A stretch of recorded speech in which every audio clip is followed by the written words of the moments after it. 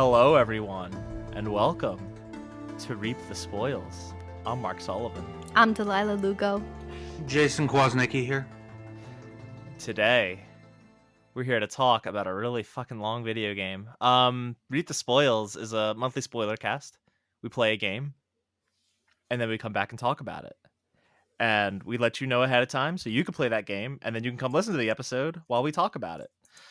Delaila, what game did we play this month? Horizon Forbidden West. Yes. I almost said Zero Dawn. I was thinking she's gonna say Zero Dawn, and in my head I was like, that's right? No, it's Forbidden West. Last month we played Horizon Zero Dawn and its DLC expansion, The Frozen Wilds, in preparation for Horizon Forbidden West, which came out last month, and we finally finished. We are here to talk about Horizon Forbidden West. So if you have not played Horizon Forbidden West, and remember, that's Forbidden West, not Zero Dawn. We already talked about Zero Dawn. Now we're talking about Forbidden West, its sequel. If you haven't played that one, pause this episode, go buy it, go play it, then come back and listen to us talk about it for however long this episode's going to be. I'm scared. So final warning. We're going to be spoiling Horizon Forbidden West, but not until we have a brief history lesson. Are we ready for that? Yes. So pretty much just a continuation from last episode's history lesson. Horizon Zero Dawn. I almost said Forbidden West there. Released on February 28th, 2017 for the PlayStation 4, with Frozen Wilds releasing on November 7th that same year. The game director of this game is the same as Zero Dawn. It's Matthias de Jong. Again, I keep wanting to just say Mathis Dong. Like, I don't know, like the name. It just keeps, when I read it, keeps coming together.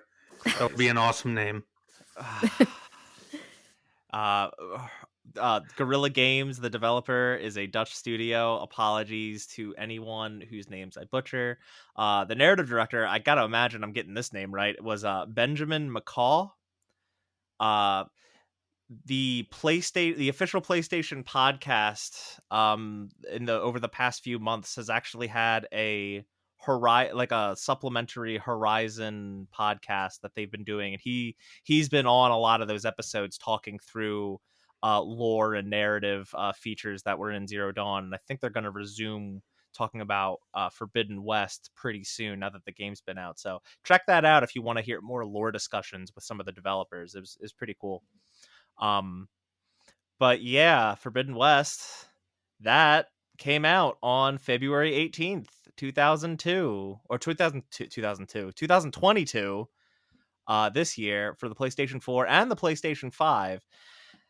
And this series, I want to bring this up because this series is kind of cursed.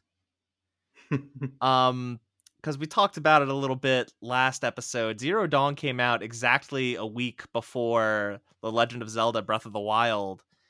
And this game came out exactly a week before Elden Ring.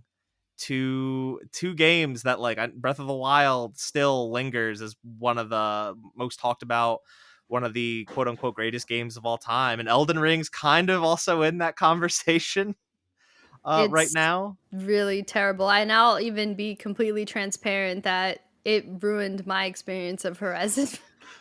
Same.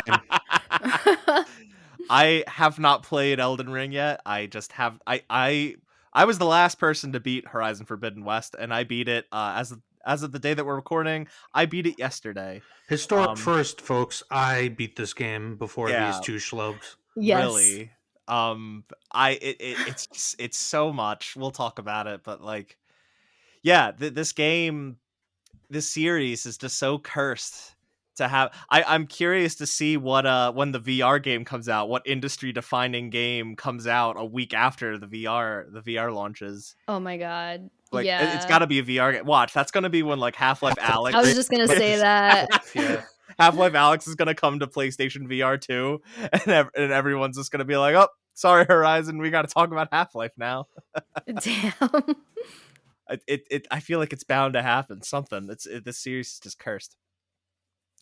So yeah, that's really the history lesson. I like to keep these things brief.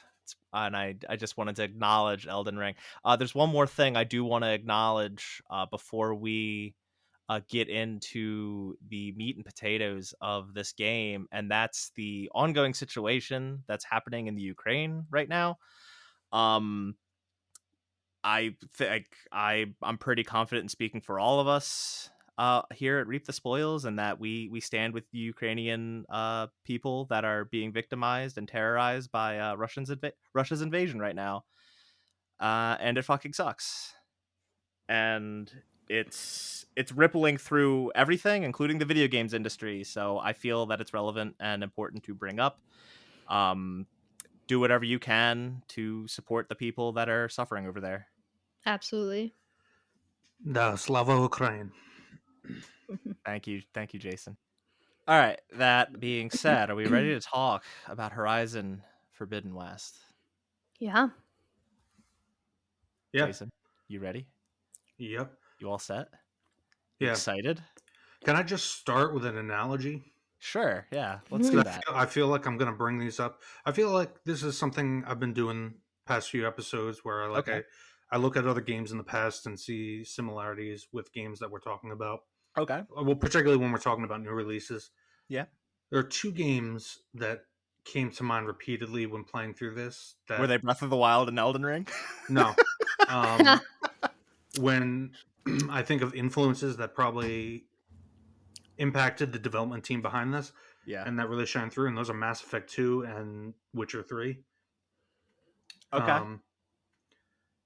And I don't know how well they hit it. This is definitely a step up from the previous game, but it seems that for every 2 steps forward, there was a step, not a step back necessarily, a step that stood still, that didn't move.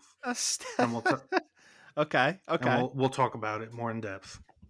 Yeah, I'll just say that I 100% agree with you about everything you said, except I didn't see Witcher. I saw more Assassin's Creed because I felt like. Well, that's what I'm going to talk about with The Witcher 3, Okay. particularly when it comes to the first area, because this game has a first area that serves very much in the similar fashion to The Witcher 3. That first area serves as a small tutorial open world, and then you get the expansion. I see, yeah. But where Witcher 3 succeeded, I think this game didn't succeed as much, but we'll get into it. Okay. I think the thing I want to start off with is I want to open up talking about Aloy, a character we're all very familiar with, obviously after playing Zero Dawn, and her development as a character in this game. What did you guys? How did you guys view that? How did you guys view her character as it pertains to this game? Because I found her to be really frustrating, especially in the first half. Yeah. Because she just she's got all these allies, she's got all these friends, and yet she just keeps having the mentality of I've got to go it alone. Yeah, all right, I wouldn't go that far. Although sometimes she could be, but she would just shut these people out and be like, I gotta do this myself. I can do this. Like, no, shut the fuck up. You have friends. They want to help you. Like, why are you acting like this? It's weird because you get this. They really dug into, and this is why I brought up the Mass Effect 2 comparison. They really dug into and explored a bigger and more prominent supporting cast. Mm-hmm. And obviously we'll get into all that. And I'll add real quick, much to its strength, I thought that the supporting cast was great. Yeah. But go ahead, Jason. Yeah, by and large, yes. But yet she seems to be almost the exact opposite, whereas Commander Shepard, obviously, this is a bit unfair because Commander Shepard, you have a lot of agency. Yeah. Over how that character acts, but in terms of what you don't have agency over in those games, he's very much a unifying figure, a unifying force. That's kind of the whole point of the character. Yeah. Whereas Aloy is, I could not get a bead on what they were going for with her. I think the goal was they wanted to play it up that Elizabeth Sobek was a little isolated and a little bit of a loner. Or at least that's what Aloy's perception of her is. And she feels that she has to be the same way to live up to Elizabeth's Mm. potential. I saw it a little differently. I mean, just like going back to our conversation about Zero Dawn, one of my main complaints about Aloy there was that her responses were inconsistent, and I kind of Mhm. liked her more when she was a little bit salty. And in this game, she was like that times 100. But I Yeah. chalked it more to not just her like trying to be like Elizabeth, but more her finally fully grasping the fact that she was literally created to do this, and she's already lost people that she's cared about. Ergo, Rost really is the main person, and she just feels like she feels like if she brings anyone along with her, that they'll get hurt, and she doesn't want to lose anyone else. Which actually just does happen, and then after that, she Yeah. does have a beautiful like character development towards the end of the game.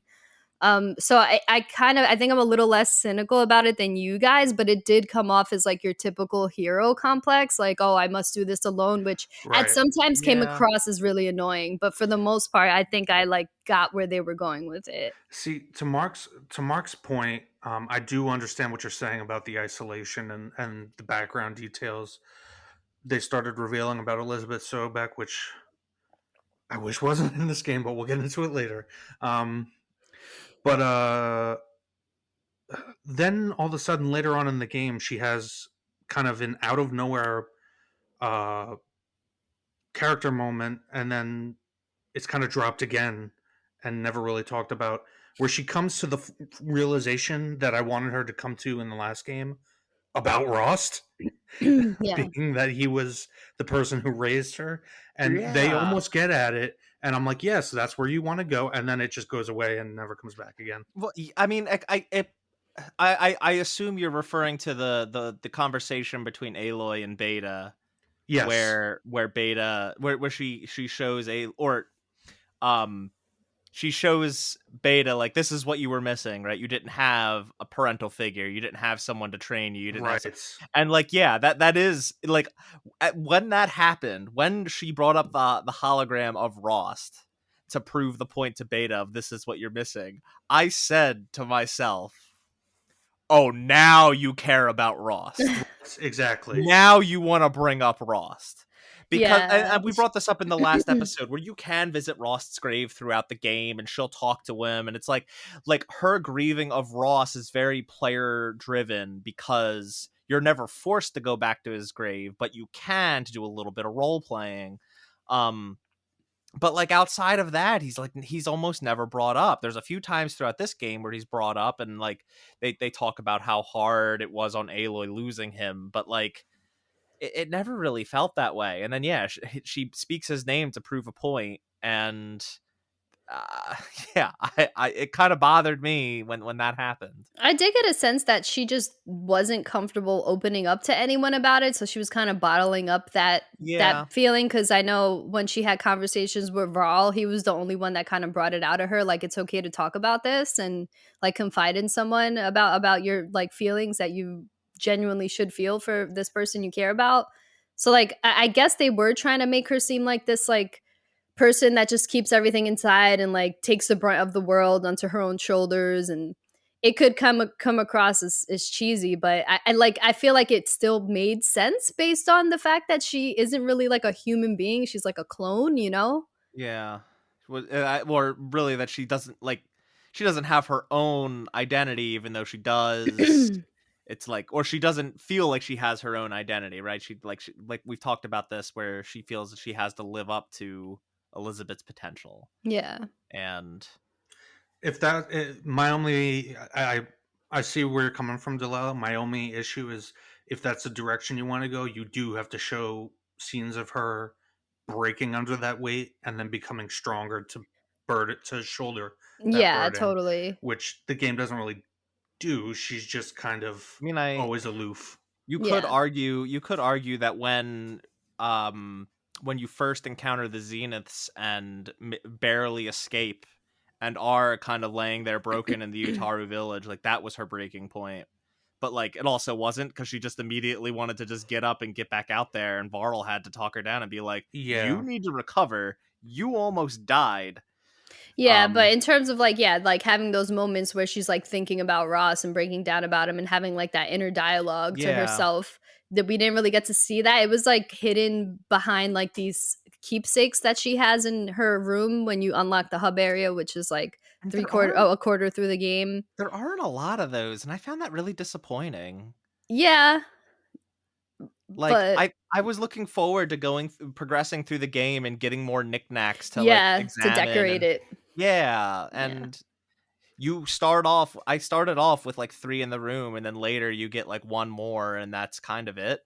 And like there is stuff that shows up in the base, which was really cool. Like the base was like this ever evolving hub for you to go back and visit and It's talk the to your. Normandy. Wannabe Yeah, Normandy. yeah, no, exactly. You're completely right. And like but it was really cool because like first of all, it wasn't as annoying or frustrating to navigate as the Normandy. It was like kind of like it had like kind of a spoke Right. layout with rooms all around, and the only thing that kind of sucked was having to go downstairs, but like it was just a brief trip. It wasn't having to like take an elevator down and wait, and Right. you know, don't need to I get will too say one into thing I hated about that the aspect. base is that in order to fast travel there, you have to go to that campfire right outside, Mhm. and Yeah. that fucking lady, that NPC sitting at the campfire, because throughout the entire open world there are these campfires, and you'll get random like tips from NPCs, but she has the Rumors. same fucking line that she says every time you fast travel there, and I was like, don't say it, don't you say it every time I fast travel there. Yeah. Yeah. Yeah, that was. There was another fire that was actually right outside the other door, but On the other side, yeah, I yeah. kept forgetting about that one. So I kept going to the same one you're talking about, and she kept on being like, Yeah. sit Nora," Yes, and whatever exactly. she would say. But okay. The other thing I just want to bring up is about Aloy, and they had to. I love that they actually put out an update for the game to tone down how often she brings up her stash. Yeah. Um, but like even then, even with that removed, like she talks so much. Yeah. And it hasn't, like she did in the first game, and it hasn't, if anything, it's gotten worse because like there's so many more environmental puzzles and things to solve out in the world, and she'll spoil them for you before you can figure them out yourself. Yeah. Like just telling you like, oh, there's a box there, I could probably pull that with my pull cat. It's like, Aloy, I know. She would constantly say things where my response would be, Aloy, I fucking know. I wonder if there was an option to turn hints off, because those are technically just hints, I and there guess should have maybe. been like Yeah. turn them on or off. But I didn't really check the accessibility menu as much to see if that was like something you could Yeah. get rid of. And it's like I feel like there's a happy medium though, right? Like I feel like there should be like a way to, often give hints or less frequently give hints or just don't give me any hints at all. But Wait a holy, while.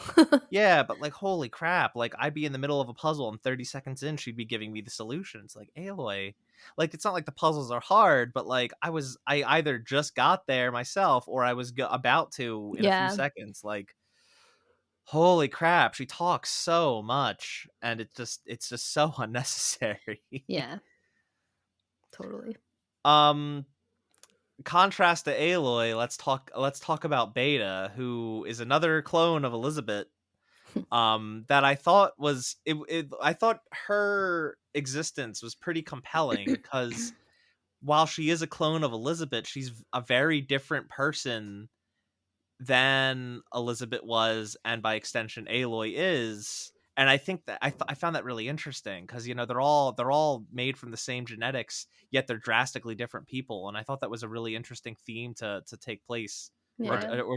to show, is that like it doesn't matter where you came from, who you are. If you're the exact same person, your upbringing, how your environment can drastically change who you are. Which is why she Absolutely. should have been introduced into the game much earlier. Okay. Mm. Because, in my opinion, if you were going to go to the route of, okay, Aloy thinks she's Elizabeth Sobek, she needs to shoulder the responsibility, and the point of the game is exactly what you just said, Mark. She needs to learn that lesson and think about Ross. you need to bring her in way earlier to actually I, start that arc off. I love that. The point of the game is that you need to think about Rost. Dude, I'm just, he needs his dues, man. I just find, He got blown up. in a way, you're not wrong. It's just I find it really funny. Yeah. But yeah, she like Beta like basically took all of Aloy's vulnerability. Yes. She's not confident. She's scared. Um she doesn't want to be taken back by the Zeniths, you know? And she finds comfort in they start calling themselves sisters, and I find that to be really sweet. It's them coming to terms with like, hey, we're not alone. We have each other. It was Like they're underutilized, I feel like. yeah, well, yeah, because that revelation, because Beta didn't really come around until like just before the mission where you go to Gemini. It's very late in the game at that point, and like she is introduced earlier in the game than I think you're giving credit. It's just you don't get to interact Right. with You her just see her. until Yeah. Yeah. you don't That's really. my point, is that Yeah, when you first meet the Zeniths, yes, you yeah, do see her, and like it's immediately obvious what's going hmm on. That she is also a clone of Elizabeth Sobek. yeah, My point is that if I if I were writing the game, I would have found a way to get her, into your party and have you interacting. Maybe not even in the party, just interacting in full dialogue cutscenes more often earlier on to yeah, get an arc going, so it doesn't feel like so out of the blue last minute. Yeah, I felt like their sister moment, although it was endearing, it was really like sudden. yeah, Like one conversation, all of a sudden they're like BFF sisters. After yeah. like Aloy was like eye rolling at her every 5 seconds. Right, right. Yeah.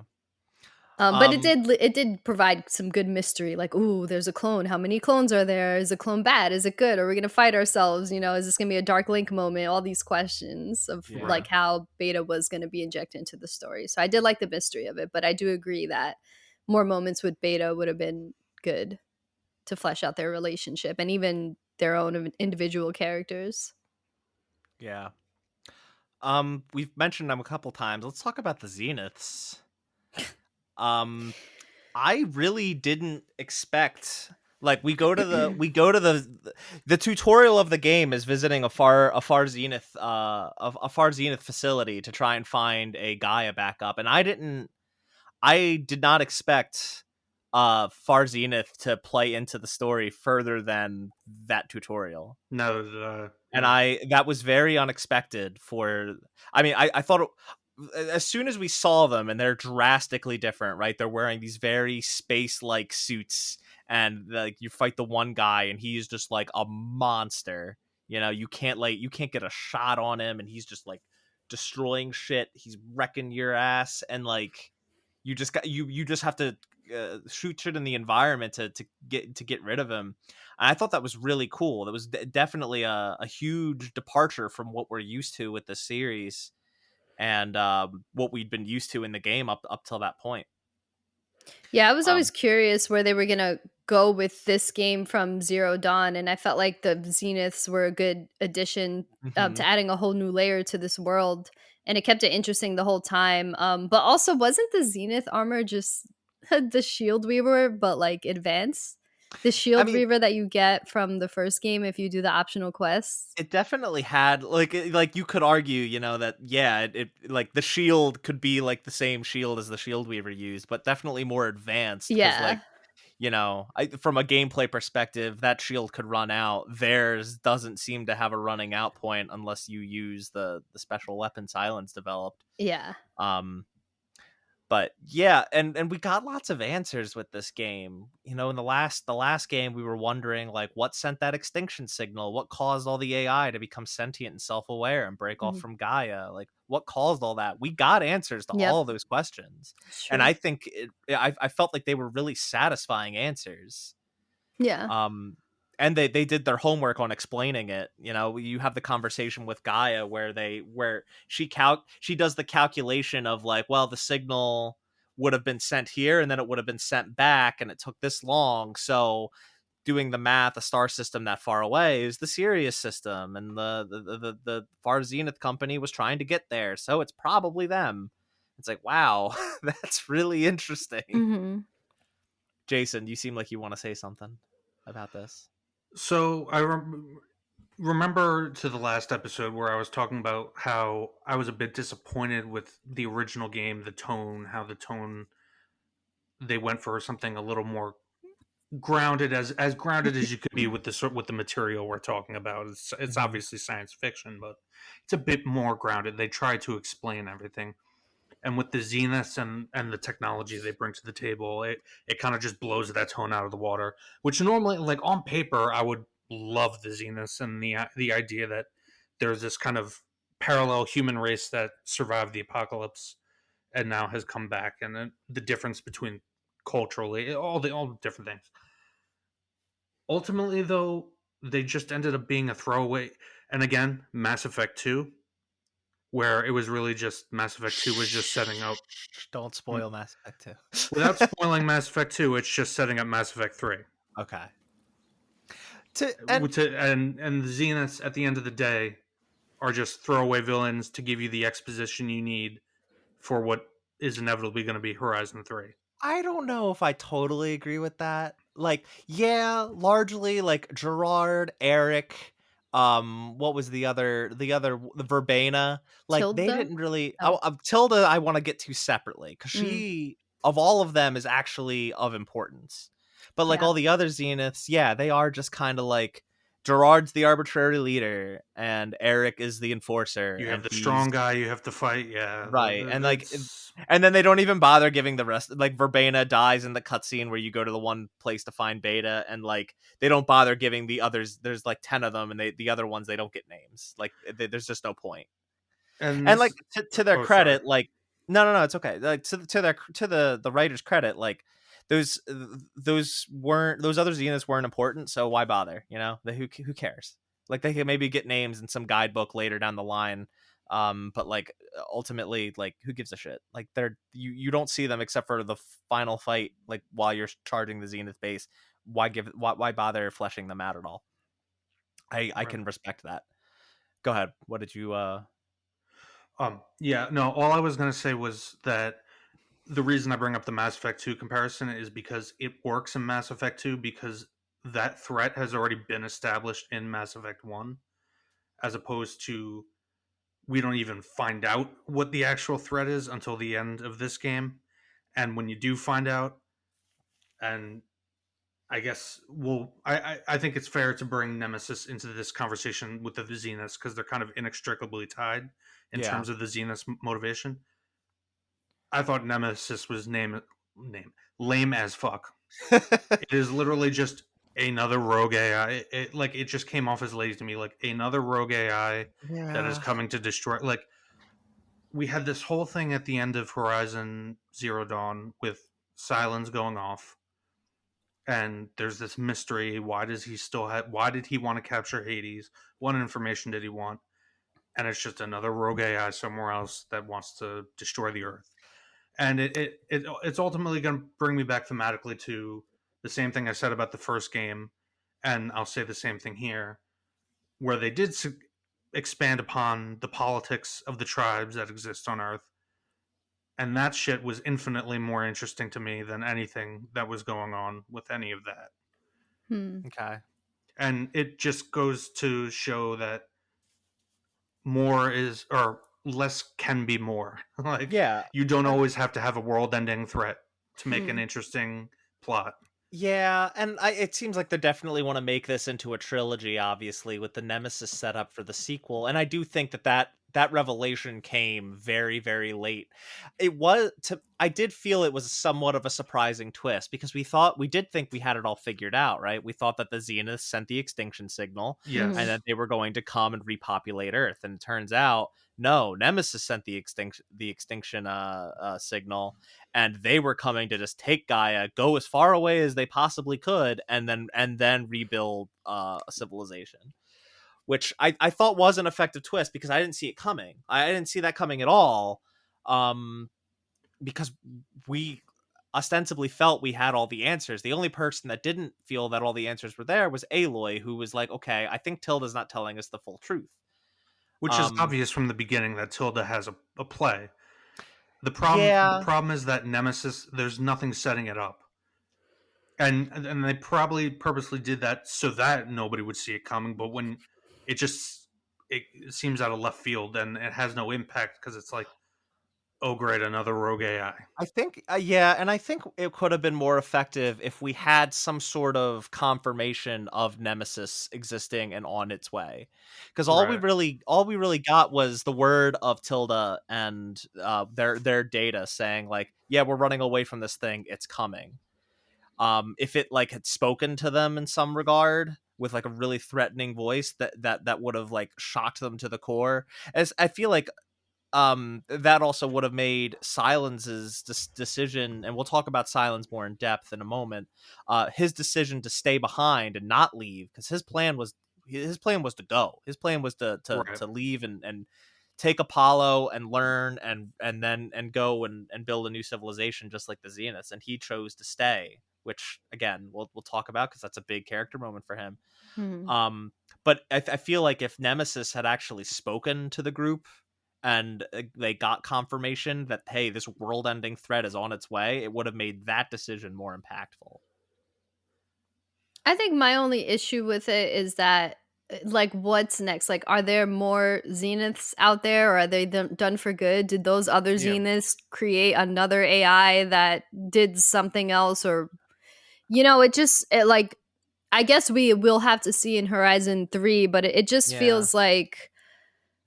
And also, well, I don't know at what point like Nemesis was created, but if Tilda and Elizabeth had this like romantic relationship, how was there no if it was I imagine it was being built like not too far after Elizabeth was gone, but was there no like inclination that perhaps Nemesis was being even thought of?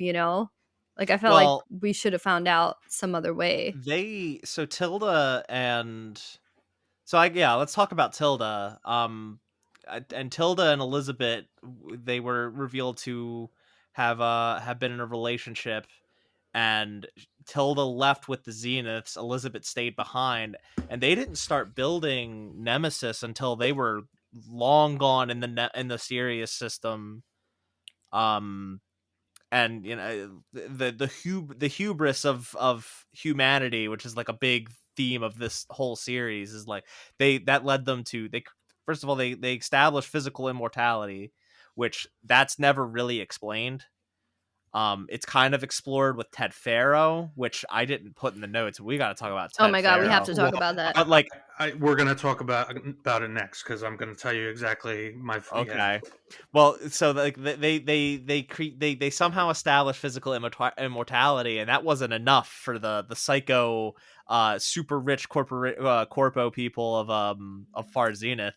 They wanted to have digitized immortality, sentient immortality, so they create Nemesis, this amalgamation of all their minds, and that gains its own sentience and uh has a grudge against them, I guess, for containing it. And it is kind of it is admittedly like kind of a sloppy threat that they just put together as like, this is the real big bad. Stay tuned for Horizon 3 to find out what happens next.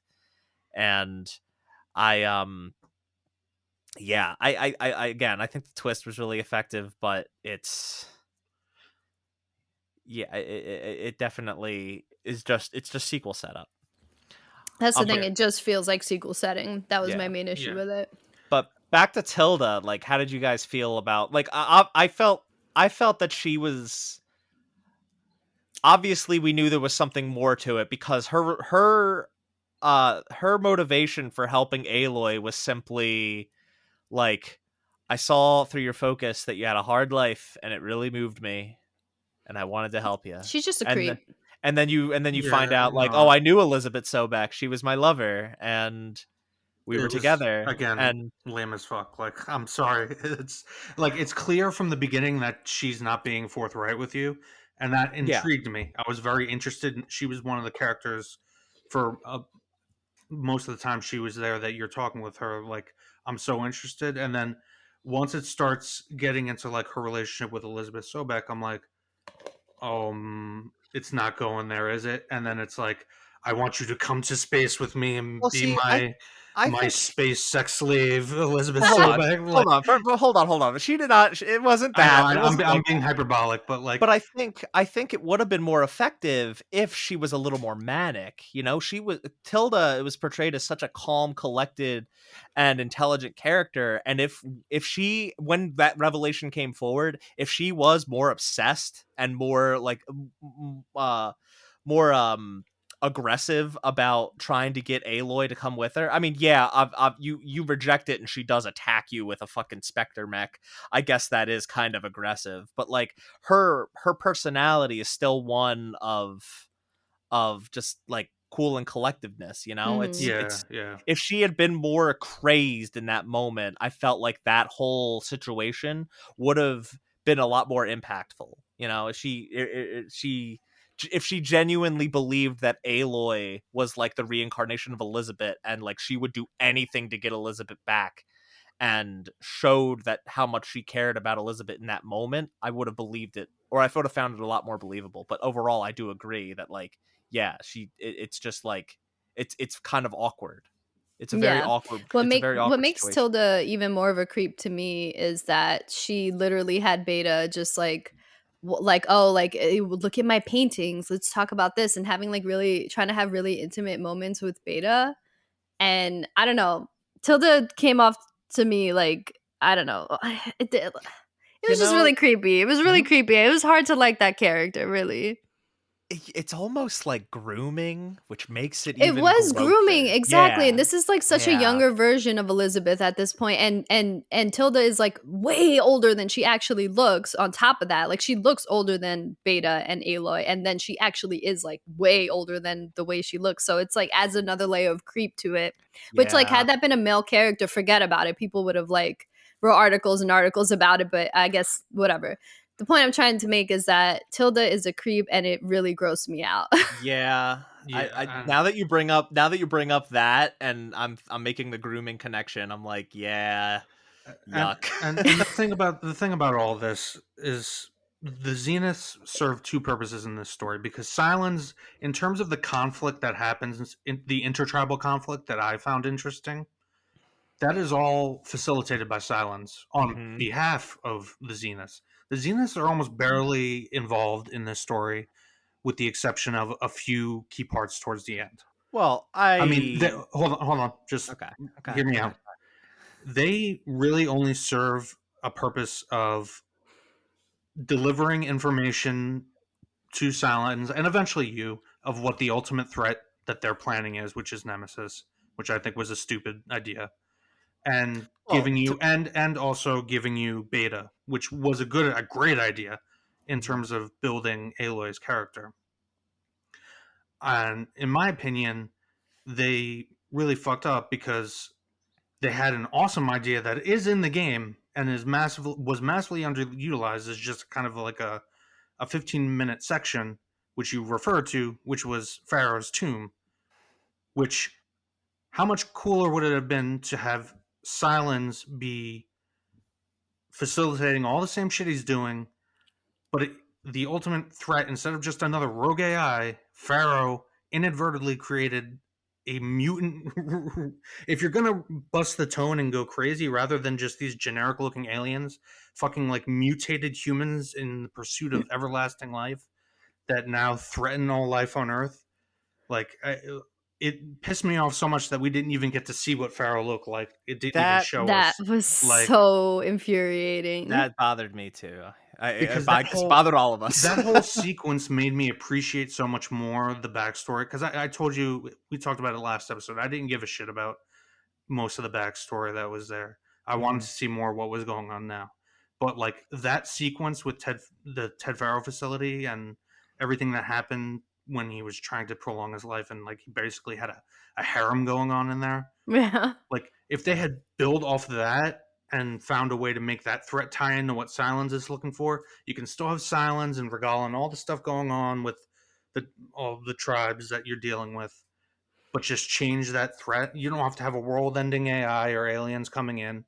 You could even find a way to work in beta as another clone, a backup from somewhere else. Like it, I just found the Zeniths ultimately served an expositional purpose and nothing really more. They didn't even really serve much of an antagonistic purpose.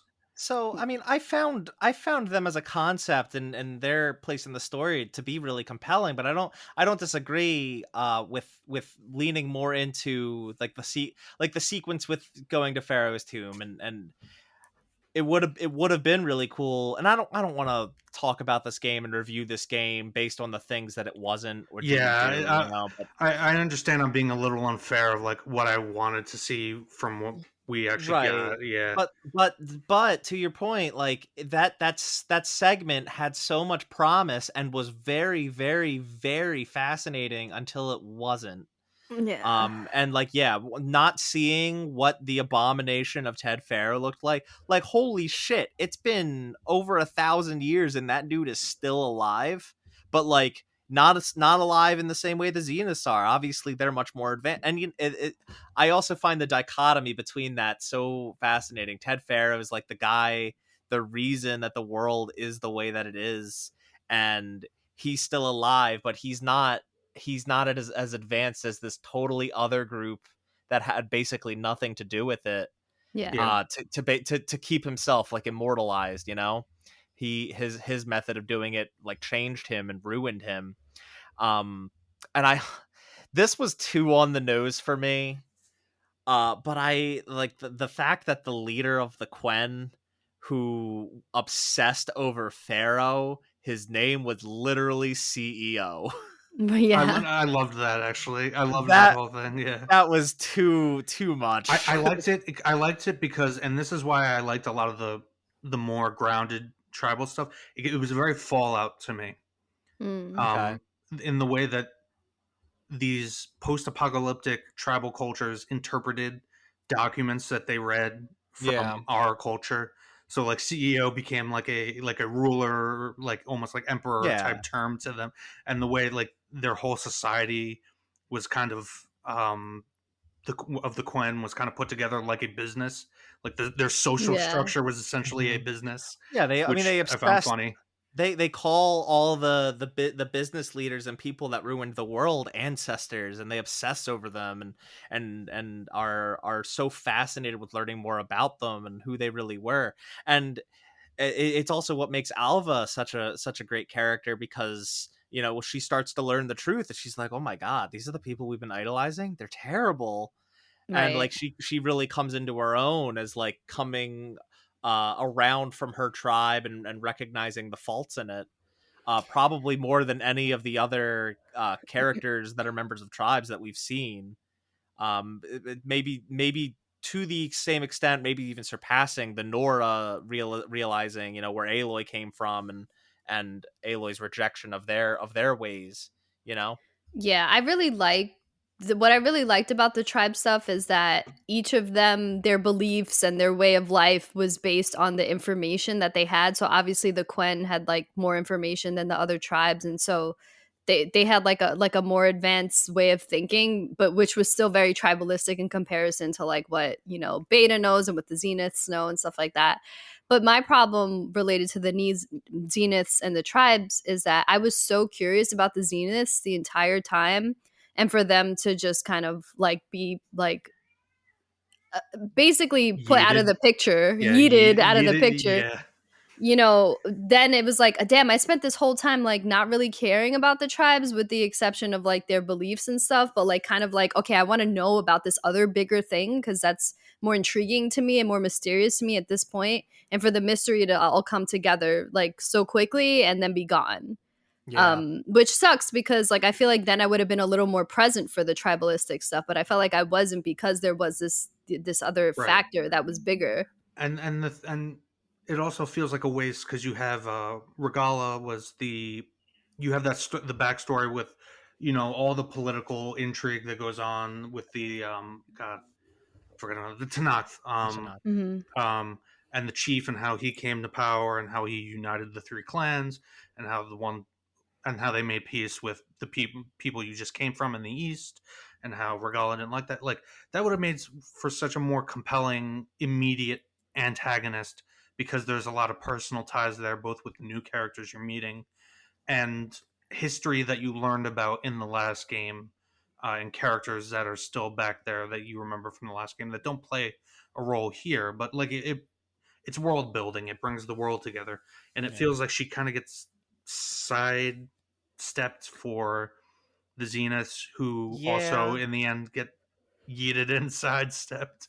It's it feels like the writers didn't know what to do with the Zeniths. They wanted to have them to achieve certain things, certain setups, certain things for this game and setups for the next game, but they didn't know how to deal with them at the end. Yeah, it's weird. I feel like the two main antagonists are the Zeniths and Regala, and they both like their representation in the story is fairly even, but it doesn't feel like it. It Yeah. it it feels like both of them got shortchanged somehow, and it that like it's that's a weird feeling to have. But let's talk about Regala, because yeah, she's kind of um the first threat you come across when crossing to the Forbidden West. She's the one that fucks up the embassy and kills a whole lot of people, including oh god, what's his name? The The brother of the the king, the yeah, brother, or yeah, cousin. Was it cousin or brother?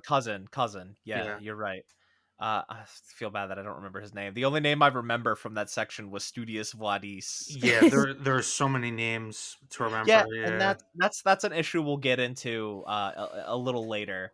Um, but yeah, like Regala as a villain, like, and I, Jay, without spoiling Final Fantasy 14, but I sensed a lot of parallels with Regala to Xenos, Mm. yes. Jason, and that kind of took me out of liking her a bit. Not again, I don't want to reveal anything about Xenos in that game, but just Regala, she's just power hungry. She's not, well, not power hungry, right? She um what's the name of the Hikaru, Chief Hikaru wants to make peace with the Karja after the Red Raids. He wants Mm. to make peace now that the Karja government Meridian has been overthrown and is now in a state of peace under Avid, or Avad. He wants to make peace, and Regala doesn't like that. She just wants revenge. She's like, Well, no, you came and raided our lands and fucked our people. Like, no, we're gonna. I don't. She rebels against the Tanakh, and her plan is to take the fight to the Karja. there's a key point there which I felt gave her more character than almost any of the Zeniths, which was, if you're paying attention to as they explain their culture, the Tanakh, throughout the game as you're going through, and there's a point at which Hikaru tells you about when he fought her, when she first, challenged him because he had his revelation and he wanted to bring peace to the Yeah. clans. And instead of killing her, which was their way, Oh he spared yes. her. So she feels dishonored. Right. And there's a cultural aspect to that, which I found made her character so much more interesting. And it was even more disappointing that we didn't really get much more of her, That's a especially talking about that point in particular. no. That's a really good point. Yeah. Should we like talk about our decision with Regala? Yeah, that was gonna be my next question. Is what did you guys do after you dueled her? I mean, I saved her. I didn't want to kill her. I Okay. thought she was cool. I killed her because that's what she would have wanted. Hmm. Okay. No, that's actually Yeah. a great point. I also saved her, I spared her, I should say. I Apparently, it didn't. doesn't really affect the outcome that No, much. not at Yeah. all. I actually I didn't realize you could. I guess I didn't read the one dialogue option once again with the three dialogue options of like passionate, intelligent, or aggressive. I chose the passionate ones each time. Which, did you guys notice there were a lot less of those in this Good. Yes. game? Which, like, good. Why not do away with them Yeah. entirely? What's the point? Why are they here? This is the only one that really actively changes something, and it Again, basically doesn't. a running theme of the game is they think more is always more. I Yeah. would I would also go back to my point, and we'll talk about this later. I would go back to my point with the first game, where this is a game that desperately wants to be an RPG, but doesn't quite understand what that means. Yeah. Right. But yeah, it doesn't change much. Like, you can talk to Regala at the base before the final mission. During the final mission, she helps with certain, like, a fight or two, and then there's a cutscene where she gets surrounded by machines and then dies. Um, I almost feel bad that I killed her now. I mean, I didn't kill her because thinking about it, how Jason said it, it's the exact reason why I made the choice that I made in Ghost of Tsushima. So it's funny that I would like go the Right. opposite way here. yeah. Um, yeah, now I regret my decision, but either way, it To doesn't matter in the end. and to be fair, like, when you rescue her, or not rescue her, spare her, and she goes into that fight, like, she's looking forward to it, because she's like, this will be a very honorable death. That's true. That's She's gonna true. go out fighting, That's true. Yeah. and she was ostensibly content with that, you know. Yeah. Yeah. True. That's part of the reason why I keep coming back to the fact that I found that tribal stuff, that immediate conflict, so much more interesting. Not just because of the world building, it just feels more present. It feels more connected to everything else that's going on in the game, as opposed to that main plot with the Zeniths. That well, I wouldn't call it the main plot. I would say there's the A plot and the B plot. The A plot is the Zeniths, the overarching thing, and then that's that's coming from last game to the next game, and then you have your B plot, which is the situation with the Tanakh. And I found Yeah. the B plot infinitely more interesting, just because it feels more grounded, more human. It's more interesting learning about these cultures, as opposed to the A plot, which I felt was kind of just a throwaway sci-fi thing that is facilitating things to happen. See, I overall felt the Zenith plot was more interesting. Or it definitely raised more questions, and I actively wanted to find out more about it. That being said, the tribal warfare, the tribal politics in this game were infinitely better than Zero Dawn. Yes. Yes. Because they were just much more interconnected.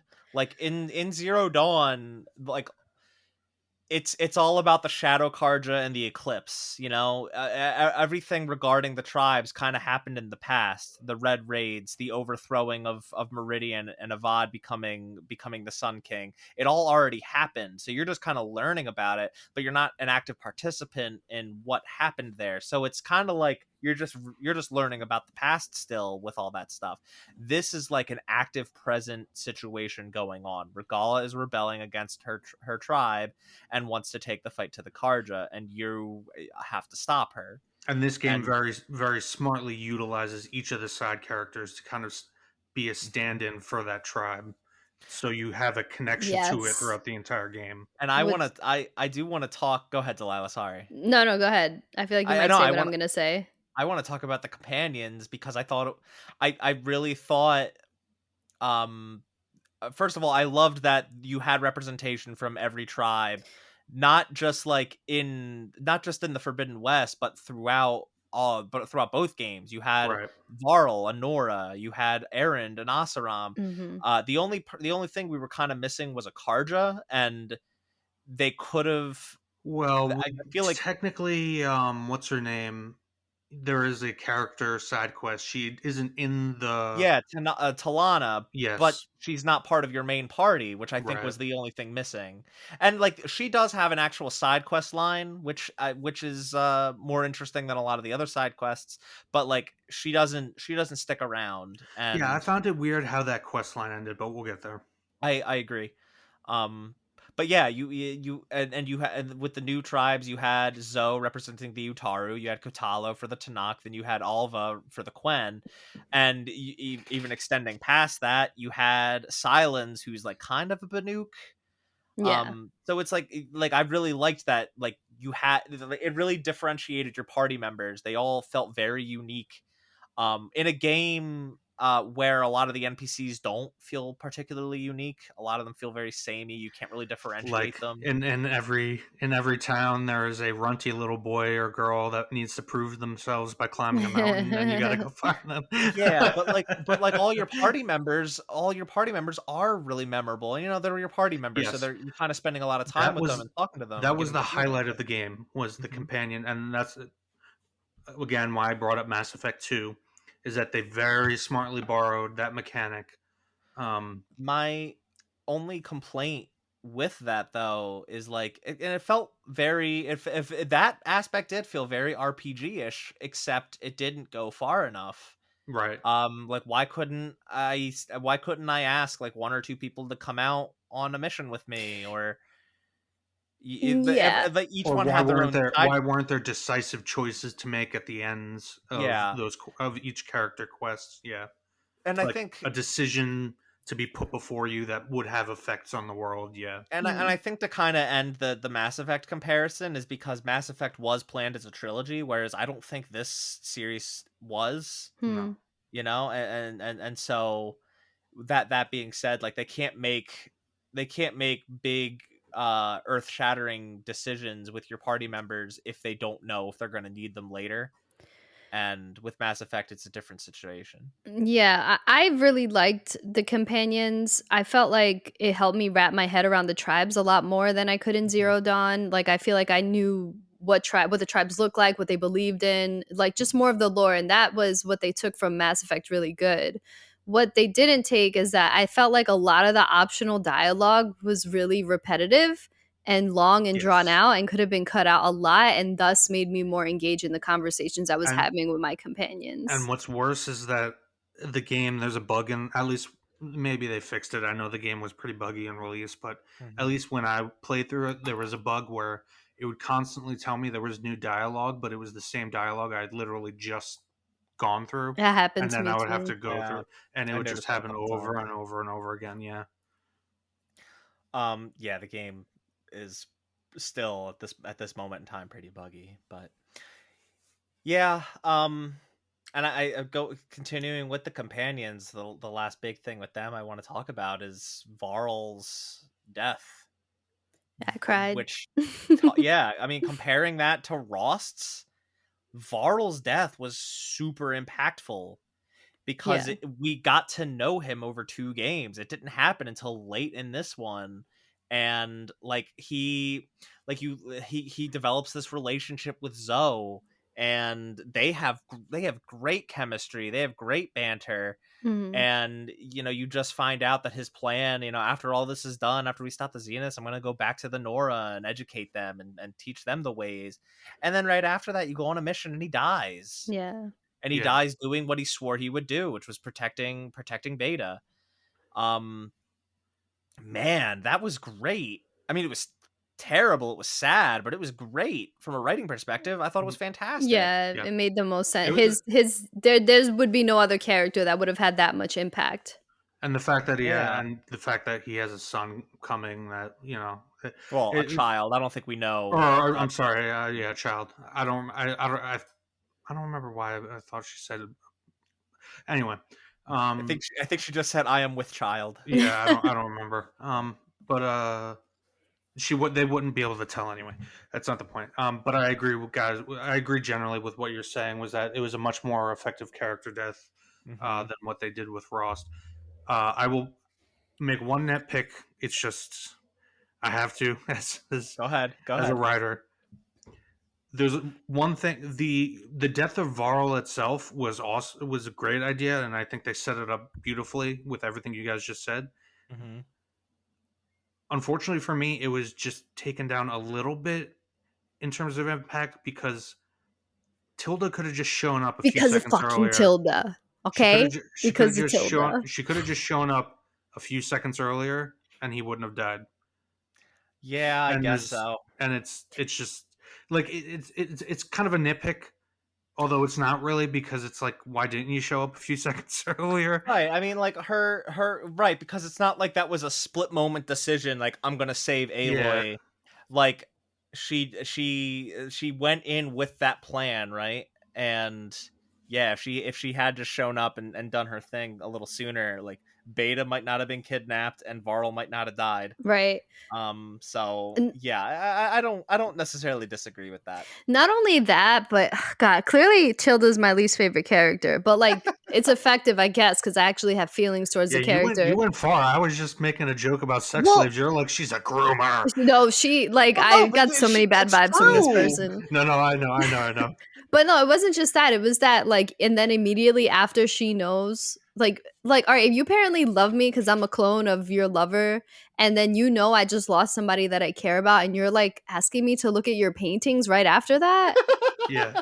Are you kidding me? And I'm glad that you got that was one dialogue option. I was glad you got, which it shouldn't have been a dialogue option. You should just straight up refuse to look at her paintings and be like, listen, my friend just died. Like, I'm not about to look at your freaking paintings, you creep.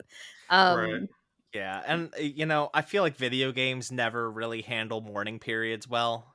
Like a major character will die, and like there's never enough time um to properly show what the effect that could have on your main character are. Yeah, So I like, mean, Last of really, Us. I was gonna say I thought Last of Us did it well. typically not. Yeah, The Last Yeah. of Us did do it well. That is the outlier. That is the Yeah. exception to the rule. I get what you're saying, though. I get what Yeah. you're saying. Yeah. It's things are constantly moving. The Last of Us' structure, I don't want to talk about this long, but The Last of Us' structure is like you go through episodes that take place in certain seasons. So like after a very specific thing happens in The Last of Us, it has a jump Yeah. to a few months It later uses where time jumps, yeah. right, it uses time jumps much to its benefit. This doesn't really have the luxury of that. Aloy wakes up and immediately has to get going because there's a world-ending threat that's kind of present. But I think that because they did such a good job with the facial animations in this game and even the body Mhm. movement, I felt like if she would have just had a moment where she just stood there and like had like tears coming down her eyes and then kept it moving, I felt like I even would have felt like the weight of that, like, oh, like I'm really sad about this, but I have to keep Yeah. moving. Instead, she just kind of seemed like fine with keeping on going. Well, in the moment she was really mad. Like she was down on her hands and knees and was very frustrated and upset that it had happened. But like afterwards, after she wakes up in Tilda's mansion, like yeah, there isn't much. And like that was probably the best moment with Aloy in the game because she did show vulnerability. Like Yeah. one of her best friends just died, and there was nothing she could do about it. And like that's what the game needed more of, was showing Aloy as a vulnerable character. Right. Like it's like we already know she's a badass, you're not taking anything away from that by showing that that she is vulnerable in some ways. Yeah. And they needed to lean into that a little more. They did show a little bit of it again when she found out that Varl was like with Zoe. She kind of seemed a little jealous, and I don't know if she had like a romantic interest involved or if she was just feeling like she was lacking her own experience like that. I think it might have been the latter. I don't know that I'd go so far as to say she had any romantic feelings for Varl. Yeah. Um, But she definitely did display some level of emotion in that moment. If I think she anything, just doesn't understand what that feeling is. Yeah. well, And just if, like, any, oh, if anything, I got a bit of a flirtatious vibe. I don't know if you guys did this optional dialogue you could do with Errand, where you have a drink with him and talk about his sister. and talk about his sister again. Yeah. But there were in general, I talked to Aaron a lot just because I felt like they did his character a bit more. So I complained about how they did him. I felt like they did him dirty last game. I felt like they did him much better this game. Yeah, and like, But over the course of the game, I felt like there were a few flirts here and there. Like he is definitely into her. Yeah. I don't know if she reciprocates as much. Sometimes it felt like she might be. I don't know. I think she like I might just be shipping them. I don't know.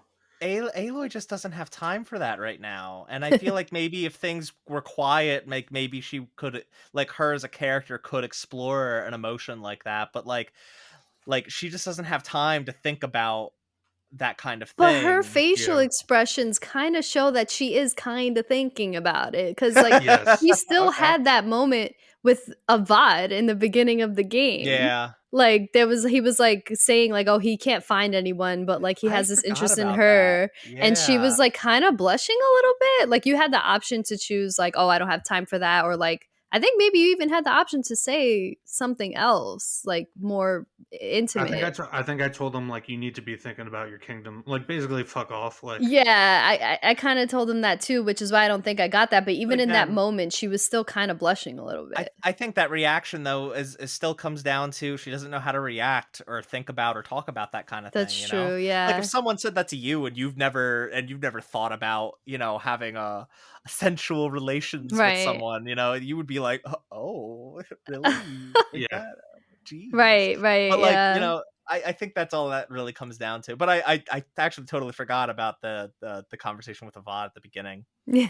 Um yeah, Aaron, I think I agree. He was such an improve. I think it's because they actually utilized him in the main story so much more. Yeah. That's what makes these companion characters so much more compelling. Is they're actually utilized in the main story. Like in the first game, Aaron is only really utilized during the missions where you're trying to find out what happened to his sister. Hmm. Yeah.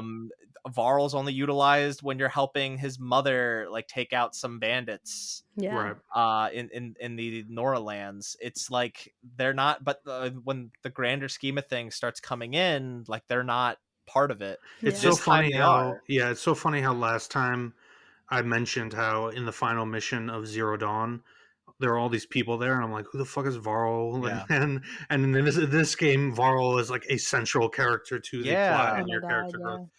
I will say though, for Aaron, one thing they disappointed me on the entire game in the dialogue, not even stuff that you go and talk to, but just stuff that they're talking to each other in the background while you're walking around. Mhm. They keep referencing how or I'm sorry, Aaron is really getting into heavy metal, Yeah.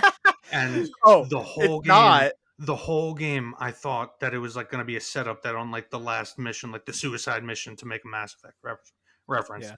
like Varl would like bring like a heavy metal track and you'd get like fucking Ride the Lightning or like Iron Well, Maiden or some shit like that playing. Like that Yeah. that would have been such a cool payoff to that little character quirk, but they never did. so Literally. admittedly that really bothered me because what I'm pretty sure the music they were referring to was in Frozen Wilds when during the one mission, the one side quest that you can do. I forget. You're like in like some underground like thing trying to I don't remember what you're doing in that side quest. Um, but there are the data logs that you can find. There's like a mini like a story that you can kind of follow by scanning the data logs in that side quest that center around a bunch of employees that worked at that location starting a punk band, and like you can hear some of their music, and it's like a real like Riot Girl, like 90s female driven like punk band, Mm. and like it has that vibe. Like if you ever played Gone Home, there's a lot of that style of music that was made for that game too, and it's like kind of the same aesthetic. It's just this female driven punk music, and it's punk music, it's not heavy metal. Right. And you can kind of, I guess, play that up to like their ignorance about music at that Right. time. They're just Mhm. like, oh, it's heavy metal, I guess. But no, it was punk music. He was listening to punk, and I'm pretty sure it was the same stuff that we heard in Frozen Wilds through those data logs. Yeah, Mhm. that's cool. I Because didn't make that because connection. yeah, and that's like they get all that data. I like how they contextualize that. All the data that they're reviewing comes from Aloy's travels and her, well, the things that you find in the first game. So like it makes sense that that's what he would be listening to and be jamming out to. Right. But I did really like that. Yeah, I thought Aaron's character in this was stellar. They did a great job with he just wants to be useful. He's kind of a lot like Murray in the Sly Cooper games, where he's really big and he's really strong and he Yeah. just wants to be as useful as he can. Um, so I kind of draw that parallel there. That's a deep cut. Yeah, I love Sly Cooper. Same. I'll bring that shit up anytime I can. We haven't really talked about Katalo, and I thought his arc was VIP, yeah. I thought his arc was great. He's kind of like this I don't want to call him shamed, but he was like, he lost his arm at that embassy attack, and he's very reluctant to assist in the mission to help Aloy defend the cool route and get the whatever his name was. Katala?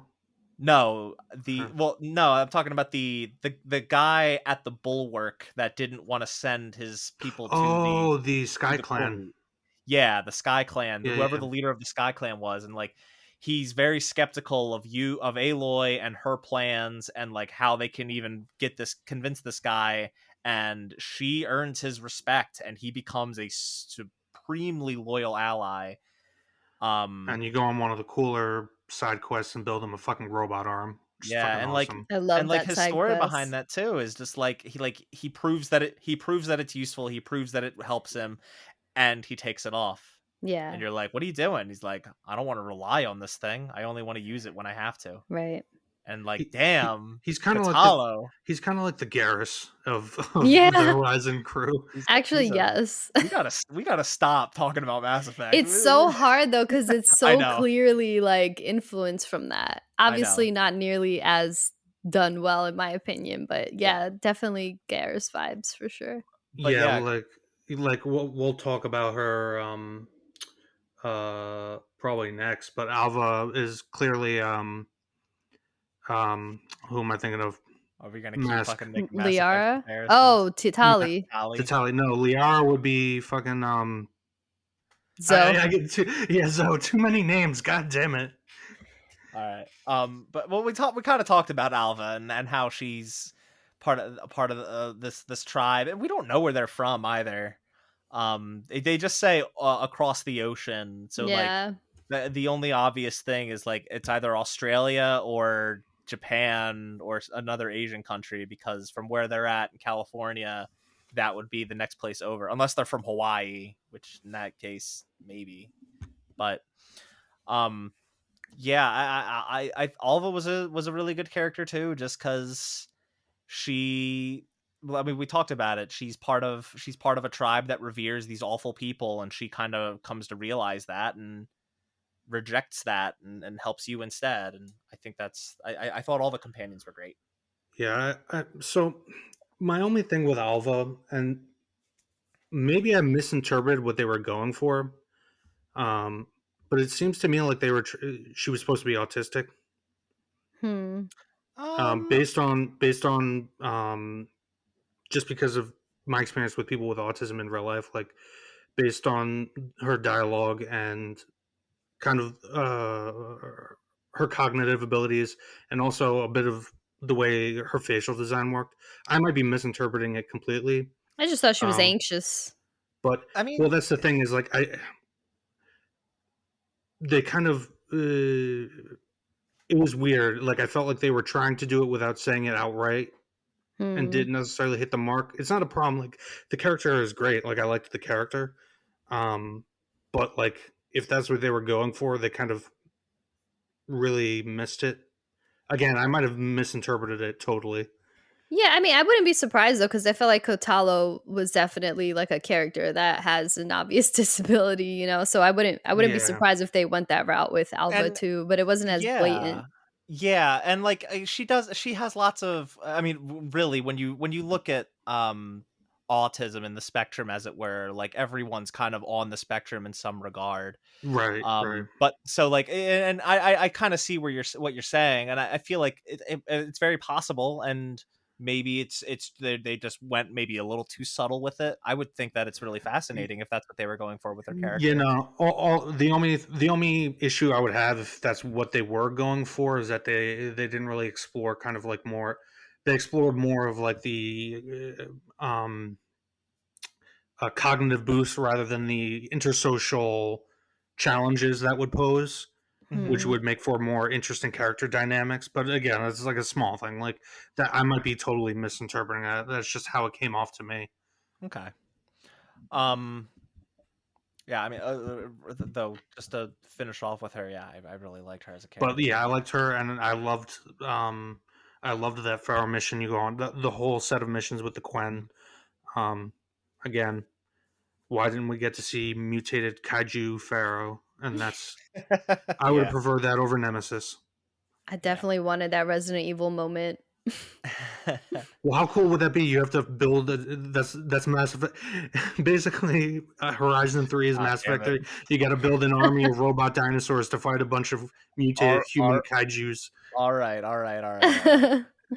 Um, let's talk about Silence. I feel like, well, yeah, already discussed how he kind of orchestrated a lot of what was going on with the tribes, and I still feel like he was really underutilized. Yes, he was not in the Um, game nearly as much as he should have been. yeah, and like even just to chime in on your focus every now and then to kind of like taunt you or whatever. But like, Aloy also tried to make sure that that couldn't happen because she destroyed her focus and grabbed a new one. Because she Yeah. didn't want him. Yeah, But I wish he would have forced that a little more and found a way to like chime in every now and then. Because yeah, like he still is one of, if not my favorite character Oh yeah, for sure. in these games, and I feel like I wanted more from him. yeah. That's why I suggested that instead of having the Zeniths, you kind of set him up as the antagonist for most of the game until Yeah, but the end, and there's a I don't switch. want Silence to be an Well, well, antagonist, you well. know? You think he's the antagonist, is what Oh, I'm okay. saying. Well, I mean, to be fair, you kind of do because Yeah, he's the one that was aiding Regala and her rebel army with overriding machines and yeah, override tech and everything. Like it's not like he's a good guy, but like it's the same thing with the first game. He's not a good guy, but he's not a bad guy either. He yeah. just wants knowledge, and he's gonna use you, and he's gonna let you use him to get that knowledge too. You know, Right. and If I had to guess, it was either the reason he's not in the game as much as either a, like I said, they didn't really know what they were doing with the Zeniths. They didn't know how to finish it off. And the game already has so much in it. Mhm. Either that, or probably a more logical answer: budgetary issues. He's probably the most expensive voice actor they have.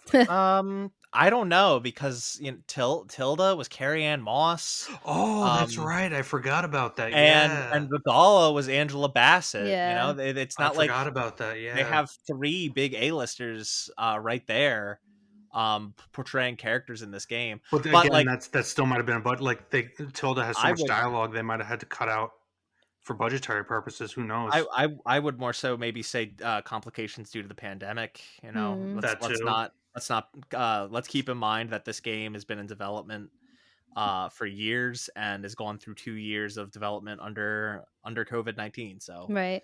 um Just going back to Silence real quick, I would have loved to see Silence like interrogating Hades as a cutscene instead of something that we heard in like data pads and read in notes and stuff like that. Felt like it Yeah. would have like yeah, because it seemed like sadistic the shit that he had to do to yeah. Hades, and But Hades is a sadistic thing. you Like know what? Like, I feel like it's almost better to keep that a mystery, you know? Leave that to the imagination what he did to an AI to coax that out of it, you know? right. Well, apparently he had to show Hades like bunnies and rainbows or something like that to like extract information out of it from one of the data pads that I read, which I thought was really Mm, funny. interesting. But I don't know. I guess because I wanted to see more Silence, I see these Yeah. moments where I envision him being like super like sadistic just to get the information he Yeah. needs, and I kind of it's cool to have it for the mystery, but also I love Silence, so it would have been cool to see. Yeah. Who And I doesn't think, love silence? Yeah, yeah. And, you know, when he was there,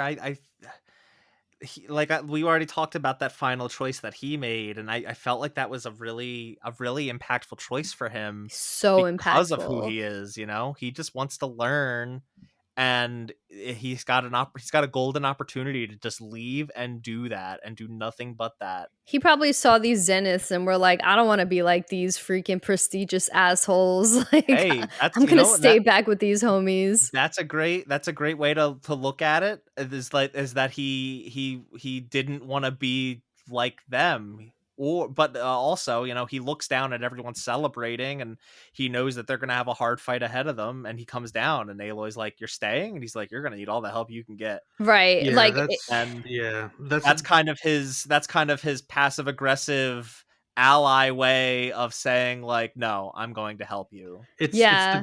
it's the golden lining to like what I think was a very silly ending overall, but like you do get that great character moment for a Mm. great character Yeah. in the context of the game.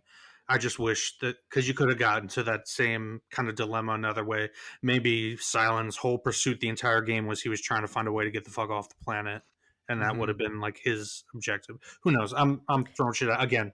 Can't judge the game for what it's not. We Right, got to judge right. it by what it is. But I'm just all I'm saying is like there were other ways to get there, and I felt like it was like a silly way to get to that, like a really good moment. I agree. Yeah, and I think that maybe Silence also partially wants to learn more about Nemesis because that was the one piece of Yeah. information that he couldn't extract from what I remember him talking to Aloy. Like, no, I Yeah, genuinely did not know about this Mm-hmm. because she was. yeah, I think she was surprised that he didn't know. I was surprised. I was like, wait, Silence didn't know about this.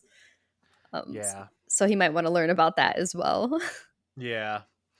Um, the last like character I want to talk about is Gaia. We finally get to like talk to Gaia, exchange words with her, and you wind up talking to her a lot. And at this point, yeah, like last episode, I kept talking about we're gendering AIs, but they do it a couple times in the game, and Gaia is presented as a woman. So I'm yeah. Yeah. They gender all of them. Yeah, yeah. yeah. So but yeah, Gaia, like I think it's Elizabeth's. safe to just assume that like whatever gender, because they're all pantheon from the Greek pantheon, so whatever Yeah, the gender is, yeah, and you could look at it. Yeah, you could look at it that way. I definitely agree with that. But Gaia, I think Elizabeth did a good job at her goal was to create an AI with empathy that had empathy, and I felt like Gaia was a pretty good example of having that balance between yes, she is an artificial intelligence, but yes, she also can have emotion and kind of be a friend, you know? Yeah.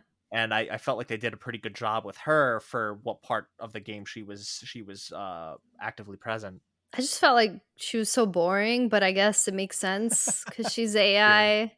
I didn't really talk with her much, yeah, Oh, so see, like I well, can't see, comment. she was the greatest source for information about True. like what was going on. So and me wanting to know more about the Zeniths and whatnot, I found that the stuff talking to her probably more interesting than everyone else.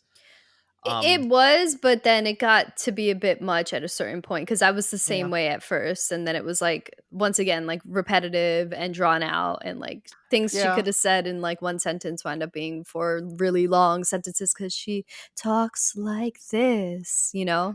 Yeah, yeah.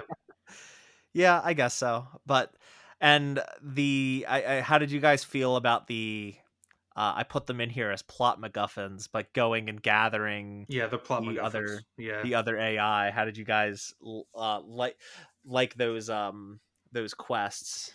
I wanted to see more like it's weird to say personality from the AI, but like Yeah, a little bit more from the AI themselves because I did feel like we got a lot from Hades and we got a lot even to an extent from Hephaestus, but I felt like the other AIs, it was just like, okay, we got them, got the and Dragon I Balls, gathered them, and doing what we need to do. well, I think they obviously wanted to like focus more on the tribes and stuff, but I agree is like I do kind of we've kind of established that these AIs got sentience and left and are kind of on their own. So like yeah, give them some sort of personality. Even maybe when they rejoin with Gaia, have her personality kind of be molded around Right. regaining these other sentient personalities. Yeah, Um that would have been cool. yeah, it would have been interesting to see her evolve as she reclaims these other sub functions. Yeah, I'm kind of split because on one hand I agree that the it would have been nice to see more personality and more tailored missions that are tailored to those personalities of the individual things. And at the same time, I felt like those three missions it served to kind of get you out into the open world because you can tackle them in any order you want. Yeah, So it's very much a design decision, but it also feels like from a pacing perspective it bogs down the mainline narrative a bit if it you're did. Yeah, trying to kind of keep up with it. um, Yeah, that's that a good point. that all being said, I did enjoy kind of the world building aspects, the things you have to do to just to get to each of the AIs. and I did like how they were kind of or how the AI did match like their location, right? Like Ether, you had to wrestle with the Sky Clan, um, and Poseidon Was in Las was Vegas. Yeah, that was was the in cool. That was was in the like an cool. arid desert, Yeah, and That that was was my really cool. favorite. but in an Yeah. underwater like area, like it's that was like so fucking cool. And Demeter being like a god of what is it, nature, right, Jason? Plants, yeah, Yeah, plants. plants, like was in this overgrown like San Francisco area, or like just before you get to San Francisco at the shore, on the mainland. It's like in this overgrown area that you gotta kind of, you have to, and each tool that you get like kind of matches that area too. So like that one is where you get the vine cutter to get rid of this overgrowth.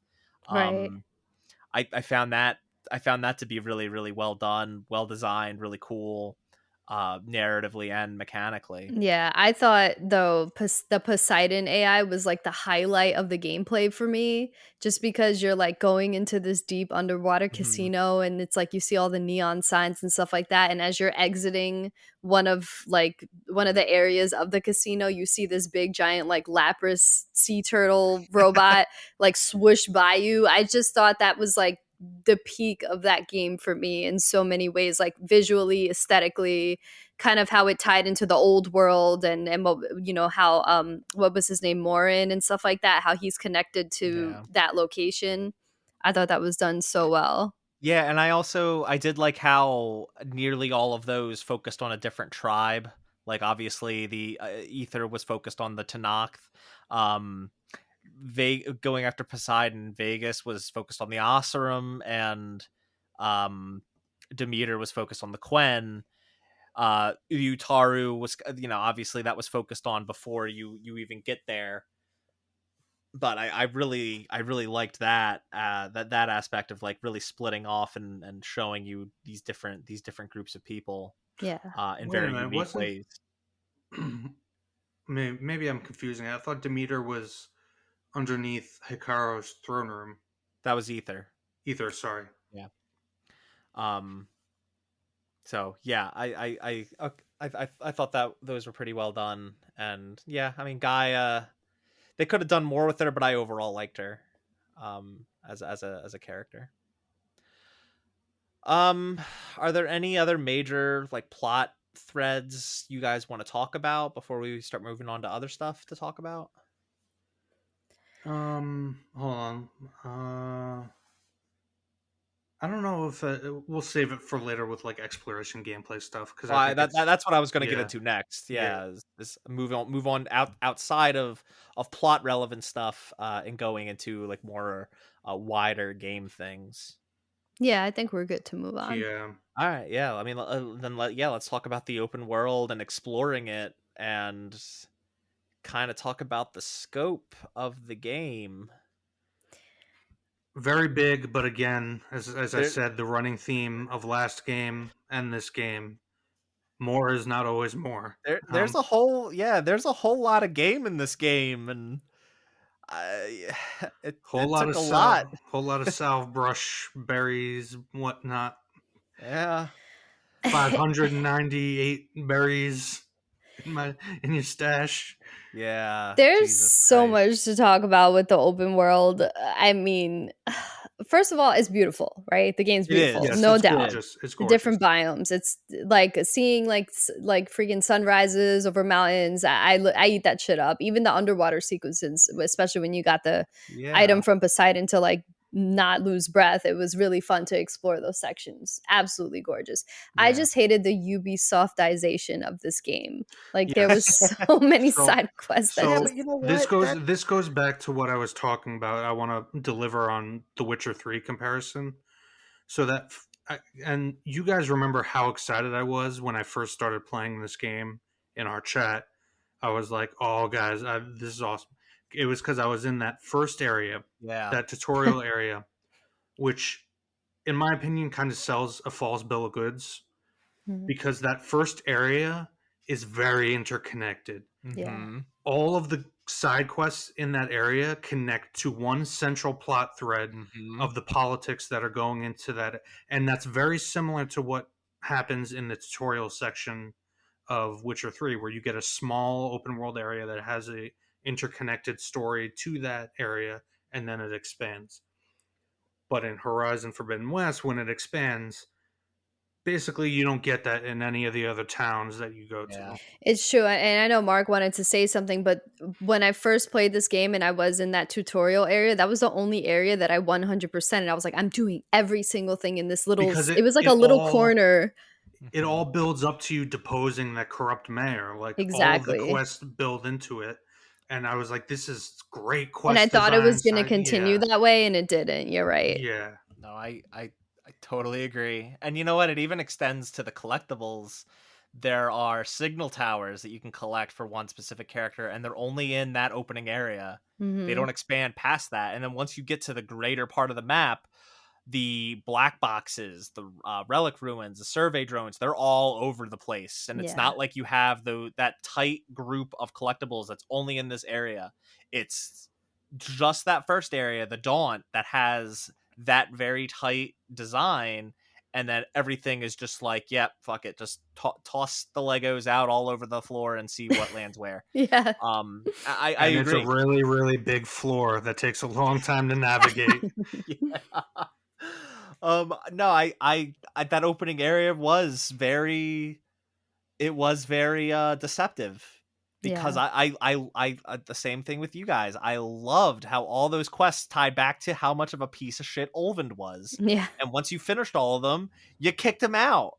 And Petra was like, "Hell yeah, let's go have some ale Yeah. and fucking celebrate. Like Fuck that it felt guy." like you were making progress that wasn't counted in an EXP bar or Yeah. your inventory. It was like you were affecting the world, Yeah. and Yeah. you were furthering a story that didn't necessarily tie into the big main story, but it was characters that you cared about, and so Yeah. yeah, I totally agree, and I it was a which is genuine very Witcher 3. Yeah, and it Yeah. was genuine disappointment once you go further west, and that the whole element is just gone. It's just Yeah. missing.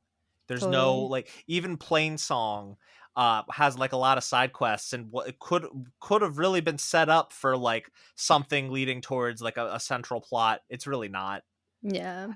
And to the game's credit, it does kind of culminate in the side quest lines pertaining to your individual companions. You know, Yeah. the side quest for Zoe, with helping out the land gods, like that was very personal to Plainsong, but like it wasn't the same feeling of like all these people in what was that first area, Chainscrape, the first town that you go to, yes, where Olvind was kind of ruling over them. Hmm. yes, Like you do all these quests, all these side quests that like seem like they're separate, but really they're all under one core issue, and that's the oppression of this guy Olvind. Yeah. And once in completing them, you kick him out. It culminates in something, and that was really satisfying. I was paying attention to those side quests more than I paid attention to any side quest I did in Zero Dawn, Same. Yeah. and that eventually just falls off, and it's super disappointing.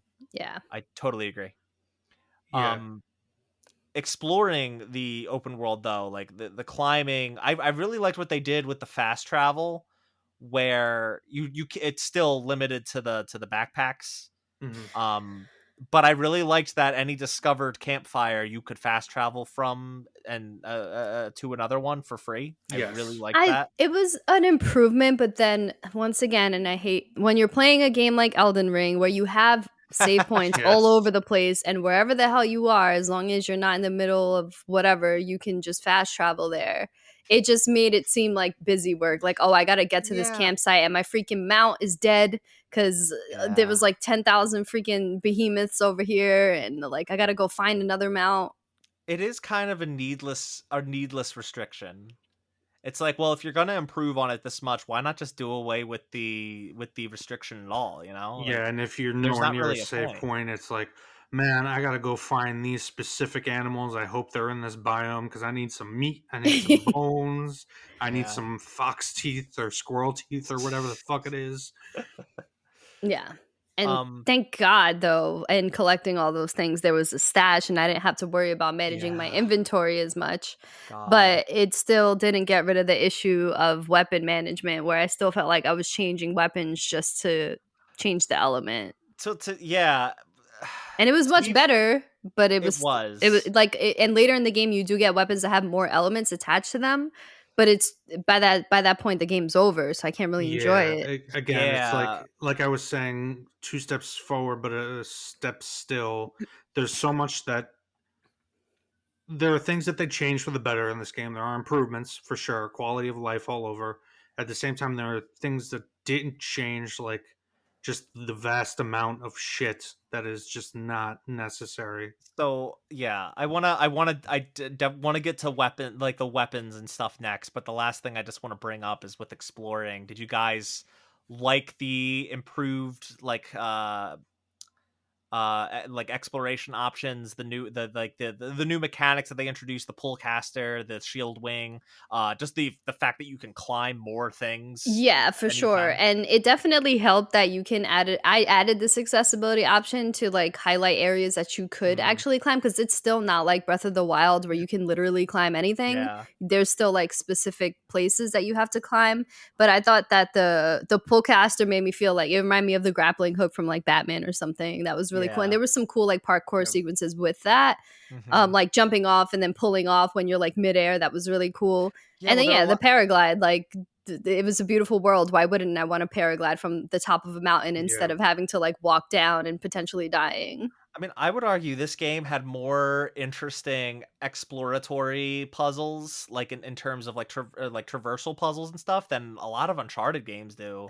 I will say one note that Yeah. pissed me off was jumping. A because of the nature of the movement and the different devices, um, they obviously couldn't do this. Um, but all right, so my first issue was that I would repeatedly accidentally use the grappling hook because it's like double tap X or whatever. Yeah. So I would like repeatedly, and also there are situations where like you'll get caught and there will be multiple points, and you can't really choose which one. So it's like you'll go back and forth multiple times trying to grapple the one thing, but it's like Yeah. grappling you back. It's really Mhm. weird. And then it's really hard in a lot of those navigational puzzles you're talking about to judge when to make the jump and how far you'll move, to the point it's just like Yeah. I'm saying in my head like fucking Nintendo figured this out in the fucking 90s. Link automatically jumps off the platform and goes as far as he needs to. I understand why you can't do that here because it's a much more complex system, but like Yeah. it's just like it can get a little frustrating. But No, there were still, I felt definitely. like sorry, go ahead. No, no, go ahead, I Delilah. was just gonna say, I felt like I was constantly over jumping, like all of the platforming. I would always over jump, and other open world games have done it, so we can't even say it's a 2D versus like open world thing. Because like Yeah. Assassin's Creed, I feel like navigates better than that. Granted, it's like a parkour game at its core for the most part, but still, like if it should have adopted that, because the over jumping was like it blew my mind. And also, they introduced this feature where you can like use the grapple and like jump even higher and like kind of like rope Yeah. yourself up by like Yes. tapping it again, and they use that like twice in the game, so I like had trouble figuring it out at first, and when I finally figured it out they just never used it again, and I Oh, was I like, used it. I used it regularly. really? Yeah, because it got you up higher faster, and Faster, yeah. there were lots of times where I would do that and then shield wing to just go further too. Right, Um, yeah. I But used that pretty often. but Mark, how you got to climb and get your little shrubs for your dyes for your armor? I dyed my armor once for the Me too. trophy. Me too. Yeah. Yeah. Like that was it. The one thing I did like is I did get a face paint. I used like the Nora Seeker face paint or whatever. Hmm. I thought the face paints were infinitely cooler than dyeing my armor, because you're changing your armor pretty regularly. You're never really changing your face. Yes. Right. So there's a little more permanence there. Yeah. Okay, let's talk about the weapons and the armor systems. And namely, there were a lot of weapons in this fucking game, and I didn't use half of them. Right. Yeah. Yeah. Like they they I they had somehow. all bows the Oh, entire game. really? See, Yeah. I tried to stick to like I would use two different bows, like hunter bows, one that was like normal and one that had elemental stuff, one that was a sharp shot bow, and then I would mix it up with the other three. But like, God, yeah, like you still have to go into menus to switch shit out. So I didn't really switch shit out often. That's the thing with And the elementals is that's why I had all bows always on my hot bars because I yeah. needed a bow for every fucking elemental. Yeah, I mean, like I was able to cover other elements with like other things. Like they added these warrior bows that are like short range, rapid fire bows, and like Yeah, yeah. they weren't Again, very good. more is not more always. Yeah, and like I to an extent I get it. Like this extends past the weapons into just general combat where like I get like the appeal of having lots of options. It means your players can, they can really customize and find like something to their liking, but this game had something I like to call combat overload, where it's just like, here you've got all these different weapon types, and then each one you can unlock on your skill trees. By the way, there's 6 skill trees. You can unlock these additional abilities that you can use with all these different weapon types, and you can get these valor surges, which are the thing that you can recharge to like, use this, and like it powers you up or do with and it's like, oh my God, I didn't use most of that stuff because I just kept forgetting that it was there because there's so many options. Yes. Agreed. And the melee power surge only came in handy against humans, and then everything else I just used like one of the Yeah. healing I didn't even power invest in surges. melee, yeah. And My and and see and that's I still think combat just like the last game, I still think that the combat was when I was having the most fun. Although in this Mhm. game, I will give them credit, they actually put in fucking viable stealth options. And Mhm. I always tend towards stealth. So that's probably why if I was like trying to play it the same way I played the last game, I probably wouldn't have had as much fun for the reasons you're talking about, Mark, is that it's not even rock paper scissors, it's just like rock paper scissors cup boulder, I don't know, phone. You get the idea. phone. There's just like, yeah, there's just there's too many choices. It's just too much. Like I don't need all these options. I don't think anyone They does. need to just do away with it. If they make a third game, just do away with it. Please do away with it. And if you're really not gonna do away with it because you're just like attached to it for whatever reason, give us loadouts. Yeah, give us loadouts for fuck's sake. I didn't change the thing I changed up the least was probably my armor because like they all had a clear detriment to them, and like some things you wouldn't unlock unless you upgraded your stuff, and you need to order to upgrade everything. And I loved the fact that it has an upgrade system. I thought that each weapon and each armor having like its own upgrade path was great. I really liked that. There just needed to be so many less things to upgrade. Yeah, that's the problem I had was that I only ever upgraded a piece of armor once, maybe twice. I never got anything fully upgraded just because in order to actually do the upgrades, you have to fucking go to every corner of the map for one weapon to get the required components. Hmm. And to get those components, it's not like an RNG drop. You have to, which is has its pros and cons.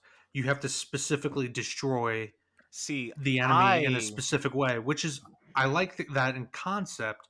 However, the way because enemy movement can be so erratic, it's extremely frustrating when you finally track one of these enemies down. You yeah. set it up and it something gets fucked up, like a shot gets fucked up, or maybe you accidentally kill it before the piece gets knocked off. It's just See, overall, even in spite of the things you're describing, I loved that because it made taking different approaches to fight these enemies so much more meaningful. mhm. Normally I would just, grab out a blast sling and blow it up, but like no, I had to like very carefully, scan the enemies, highlight the parts, take careful shots so I could break off that piece cuz I'm going to need it for an upgrade. I really liked that. It made playing that way, which is how they want you to play the game, kinda, just feel so much more important. I think Um, I really love that in concept, but I wound up not doing any of those like upgrade quests because I felt like I got by the game without it. And if it would have been Yeah, like one big quest chain like for one weapon or one outfit where you're getting all these components and you're just like adding it to your outfit for like a different elemental ability or whatever the case, I felt like it would have felt more meaningful in the way that you're saying like, yeah, let's go knock this component off this enemy. well, see, I think it would have been. See, I agree, and I kind of get that. I think what they should have done, obviously, is honed in like how many weapons there are, and like get rid of the rarity, at least in that like this weapon is an uncommon weapon, this weapon is a rare weapon. Instead, like make it you upgrade your bow as it's green to a certain point, and then there's a special thing you do to modify it to make it blue, and then you got to upgrade that to then modify that to purple, and Yeah. then so on and so forth. Give me one weapon that I upgrade throughout the entire game, so that progression feels much more personal. Simplify it, yeah. Simplify it and make it so that there's not as much inventory bloat. Like there's so many weapons. There's so many. I mean, it Not almost at necessary. times feels like it almost at times feels like a Korean MMO in the sense that it's like Skinner box theory taken to the extreme with game design, except there's no RNG. You have to actually go around and do very specific things in very specific ways, which again, on paper, I like those, but there's so much of it, and it Yeah. gets so tedious. And like to their credit, they do differentiate the weapons pretty well. Like they have inherent bonuses that some others don't. Like there's ones that, you know, they'll give you better stealth damage, and that's not a mod you can just remove or install. Like that's what that weapon does. It's better for stealth. This weapon is better for overdrawing. This weapon is better for elemental damage. You know, they do kind of give them unique properties in that way. But like it just was too much, and I never wanted to change things out because we don't have loadouts. I don't want to go into menus to change that shit. And they do streamline the menus a little better. Yes. There's a lot less tabs. Getting to what I want to do to switch something out is a lot easier this time. But it's still too much. Yeah, the too much, it applies to upgrading. It applies to upgrading armor. It applies to upgrading especially your pouches, because your pouches are tied to animals, which are a fucking pain in the ass to track down the right stuff. Some of them are, and that's an actual RNG because you need to hope that you get the rarest possible version. Yeah, or drop, because each one has multiple drops. Not even the rarest. It's a lot of it's like just the right one. You know, like trying to think of an animal. Well, he's right. Like a pigeon or a jay will have like a blue heart or something like that. Yeah, like a boar will drop either its hide or the other part that you need, but it's not like one is more required than the other, because there's a pouch that requires one thing and there's a pouch that requires the other thing, and you just need to get the right thing, you know? No, yeah, but there is, I think, a rarity system with the pieces. Yeah, there is, but I feel like it's kind of arbitrary. Yeah, you know, I feel it like is. Yeah, I feel like the purple item versus the blue item, like the purple doesn't necessarily need to be rarer than the other. In fact, I never really felt like they were any more rare than the others. Right, like there would be times where I'd get like 5 purples in a row, right, from killing the same animal, and then I'd finally get a blue. And like usually blue is traditionally like more common, but like it didn't feel that way sometimes. Right. It felt very needless, arbitrary, just unnecessary. Mm-hmm. When are you going to kill a boar and not get a hide from it? Like, where does the hide go? Does it just magically just disappear in your arrow? Like, it doesn't make any sense. So yeah, there's just too much. And the new weapons that they added, like they were trying to like do something different. Like you had the it's like one of those like ball thrower things. What the hell were they called? What are you talking about? No, like it's like one of those, you know, like you it's like a big, I don't know, like half a cylinder, and like there's like a thing that you throw and it comes back and you got to catch it. Oh yeah, it was like a shredder or something like that. Shredder gauntlet. That's what they were. Oh, the gauntlet. I never even used it. I have it. I never even used it. They were neat. They were interesting. They because they played with a different style of gameplay where like you throw it and it comes back to you, and if you catch it and you throw it and hit something 3 times with it, the next throw it'll explode. And like that was kind of neat, except it didn't work all that well because a lot of the enemies will just stampede you and constantly knock you over, and you can't fucking catch the thing if you get knocked over. Yeah. Or even worse, you'll get knocked off of, if it's like a special quest or something and you have to climb up somewhere, you'll get knocked off and down and have to climb back up to the arena. That'll happen. Yeah, or sometimes they'll knock you down and Aloy takes like 10 minutes to get up. Yeah. There were lots and then when you get up, they knock you down again. There were lots of times where I got killed because of that. Yeah. Like, oh my god. So yeah, like what other? Well, yeah, the warrior bows I thought were stupid. I didn't see much of a point to them. Like the new weapons they added, the new weapon types. Like some of them were cool, some of them weren't. But overall, what's the point? Just like slim it down. Doesn't Yeah. need to be this much. I feel like just keep it straight bow combat is fine. Like maybe one or two other varieties of It's the weapons, but majority of what I did through the game. I thought yeah. rope casters sucked in this game too. Like rope casters were really useful in the first one. Yes, Um, I and I thought relied so heavily on rope casters, and after the first one I got, and I started using it, and it's like 2 shots, and they're free. Like, yeah, I thought they were definitely nerfed in this game. And then they introduced like the canister rope casters, which is just Oh like god, I didn't even shoots a get it. canister onto the enemy and then you gotta shoot the canister. Yeah, And I'm yeah, just like, well, why wouldn't I just use an elemental arrow and just skip the bullshit? Like, exactly. what the fuck? I don't understand. I did not like those at all. But all in all to say, although I hated the weapon system and stuff like that, these damn new robots were so freaking cool. Yeah, a lot of them were really, really yeah. cool. Like the minute I saw the Slitherfang, which is like the first real big one that you fight, Yeah. I was like, wow, like a giant robot snake. That's dope. And then like I said, the Lapras, the sea turtle, The and spine, what is it called? The spine, something spiner. I don't know. yeah, The Jurassic Park 3 yes. dinosaur, Yeah, what is it? The spine something. Death Spiner. I don't know how Yeah, to I know what you're talking about. They also had the Tremor Tusk, the big old elephant mammoths. robots. Yeah, Really I'm cool gonna robots. Yeah, the And tremor tusks were cool. Sorry, go ahead. Oh, the slaughter spine, that's what it was called. yeah, Alright, go yeah. on. Carry on. And then at the end you get a nice flying mount which made traversing even better and it looked really cool and it controlled really really well. Mhm. yeah. Yeah. I that was a really cool surprise and um there's only like the one, but like all the flying machines kind of function relatively the same. It was kind of nice to give different ones than just glint hawks and stormbirds. Like we had this time the what Sun was the wings. sun wings? Thank you. And there was the other more annoying flying one. Um, Yeah, I can't remember. I can't remember what they're called, but like we had a kangaroo Oh my type god, they were so machine. cute and the little burrowers were so cute too. The what? The burrowers, Oh, the they were, yeah, burrowers. they were like the new watchers kind of. Yeah, they just Yeah. but they still have red eye watchers later in the game, which is like okay. Yeah. I did find it kind of odd that this new machine just completely replaced like the most common machine in the first game, but like I Yeah. guess watchers are still around.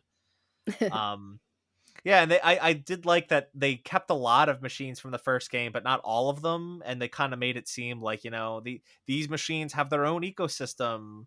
Like certain ones are only found in certain places, and now Yeah. going further out west, like you're not finding everything you found back in the first game. So Mhm. How'd although you they guys did feel about the Sentinels? They the were too Sentinels, what do you? tanky. You mean the he means Yeah. the specters, Or right? Oh, the Spectres? I'm sorry. specters. I'm sorry. I was thinking X-Men brain. Sorry. That was one complaint. Another complaint I did have about the Zeniths was like that was really their only machine. And I kind of the first time we see them, I kind of expected them to up the ante a few times later in the game, and they never really do, except for the boss fight with Tilda with Spectre Prime. Mhm. Um, that was like my only sticking point with the Spectres. I just found them annoying. Like They Delilah were. said, they were tanky. They Yeah. had very specific weak points that were difficult to Even shoot. even even if yeah, Yeah. and they move so fast. It was the same thing with that final boss fight with Tilda Tilda. in the suit. I died so much because my entire play style the entire game had been stealth and ranged arrows, and I was just fucked in that arena. See, I Hmm. really liked that fight because it called I used a lot of elemental stuff during that fight, Oh yeah, and yeah. I thought it worked really well. I had acid arrows and plasma stuff, all that stuff. I had all like the weaknesses, and I was hitting the weaknesses. It was just she has so much health, and it felt like I had to basically try to sneak around as best I could or just run the fuck away, and there were just attacks that the AoE Yeah. attacks felt really, especially sorry to mention, but especially now playing like Elden Ring, where you have clear tells and whatnot and clear ways to Yeah. avoid iframes, like being caught in those AoE attacks and feeling like you couldn't escape, it just felt unsatisfying. Yeah, that was a problem throughout the whole game. One thing I do want to bring up, there was a weapon type that actually became like my crutch through most of the game. The spike throwers. That's OP, yeah. Used that with the propelled spike Oh ability to get yeah. out of so many situations. It is very overpowered, They did a but lot of damage. Yeah. yeah, and it was fucking fantastic. um, so yeah, I did want to bring that up. Um, but yeah, the new machine types, they were really cool. What was your guys' favorite of the new ones? Ooh. Yeah, putting Probably the us all on mammoth. the The spot. mammoth is interesting because it was like almost a puzzle onto it. There were so many ways you could tackle it, and it wasn't like a matter of like, oh, this is the weakness for this. Like it was basically a walking fortress. Hmm. Yeah. So Yeah, like I you think could that take out the legs, you could take out the tower, like you could take out the tusks. There were so many ways to approach it. I yeah, think that was supposed to be the token new one because it came with the collector's edition. Yeah. And yeah. so when I got the collector's edition, I kept trying to see like what the weak points might be before I played the game. But I really like the sea turtle. Just that sequence was just mind blowing to me. Hmm. Okay. The Ugh, what's it? I don't know the actual name the by the heart. snapper or something? Yeah, something like that. Shell snapper? I Shell don't know. snapper sounds right. Something like that. I really dug the design of the slaughter spines. Mm. Um, even though fighting them was a massive pain in the ass. Yeah, it was that and like the thunder jaws, especially because, as you said, the um the rope caster got so nerfed, and I felt like those Mhm. were so crucial to those big fights in the first game.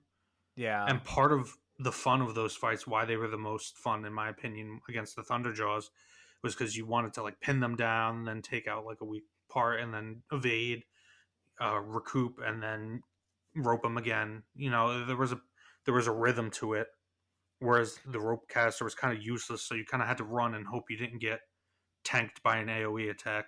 Yeah. Yeah.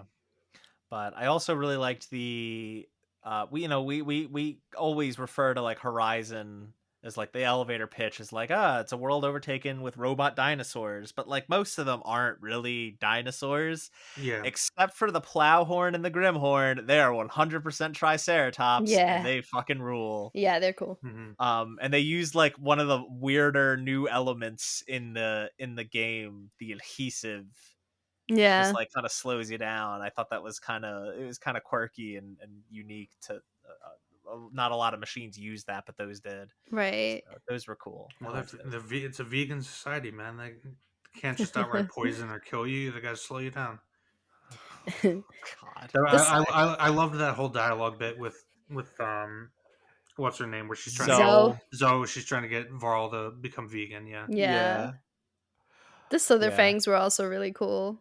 Yeah, the Slither fangs were cool. And that was a really great way to open up the Oh, game. there was the What? bat one too that I really liked. Oh, the The Dreadwings. Dreadwings, yeah. Yeah, they were cool, but it annoyed me because like sometimes stalkers would become frustrating because they go invisible, and the Dreadwing could do that too, but the Yeah. Dreadwing can also fly and is much more dangerous. Yeah. So it was like that thing would go invisible and I'd be like, motherfucker, I don't know where your weak points are and I really need to right now. Yeah.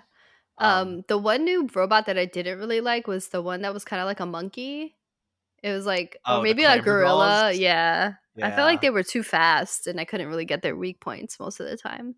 Yeah. And there were that they did want you to there was another machine that was really fast, and like I guess the conceit you could look at is that, oh, you need to use an adhesive weapon to slow them down so you can more carefully aim up those shots. Yeah. But again, that comes back to our complaint about there's no loadouts. It's really frustrating to switch shit out. Like, give me that option.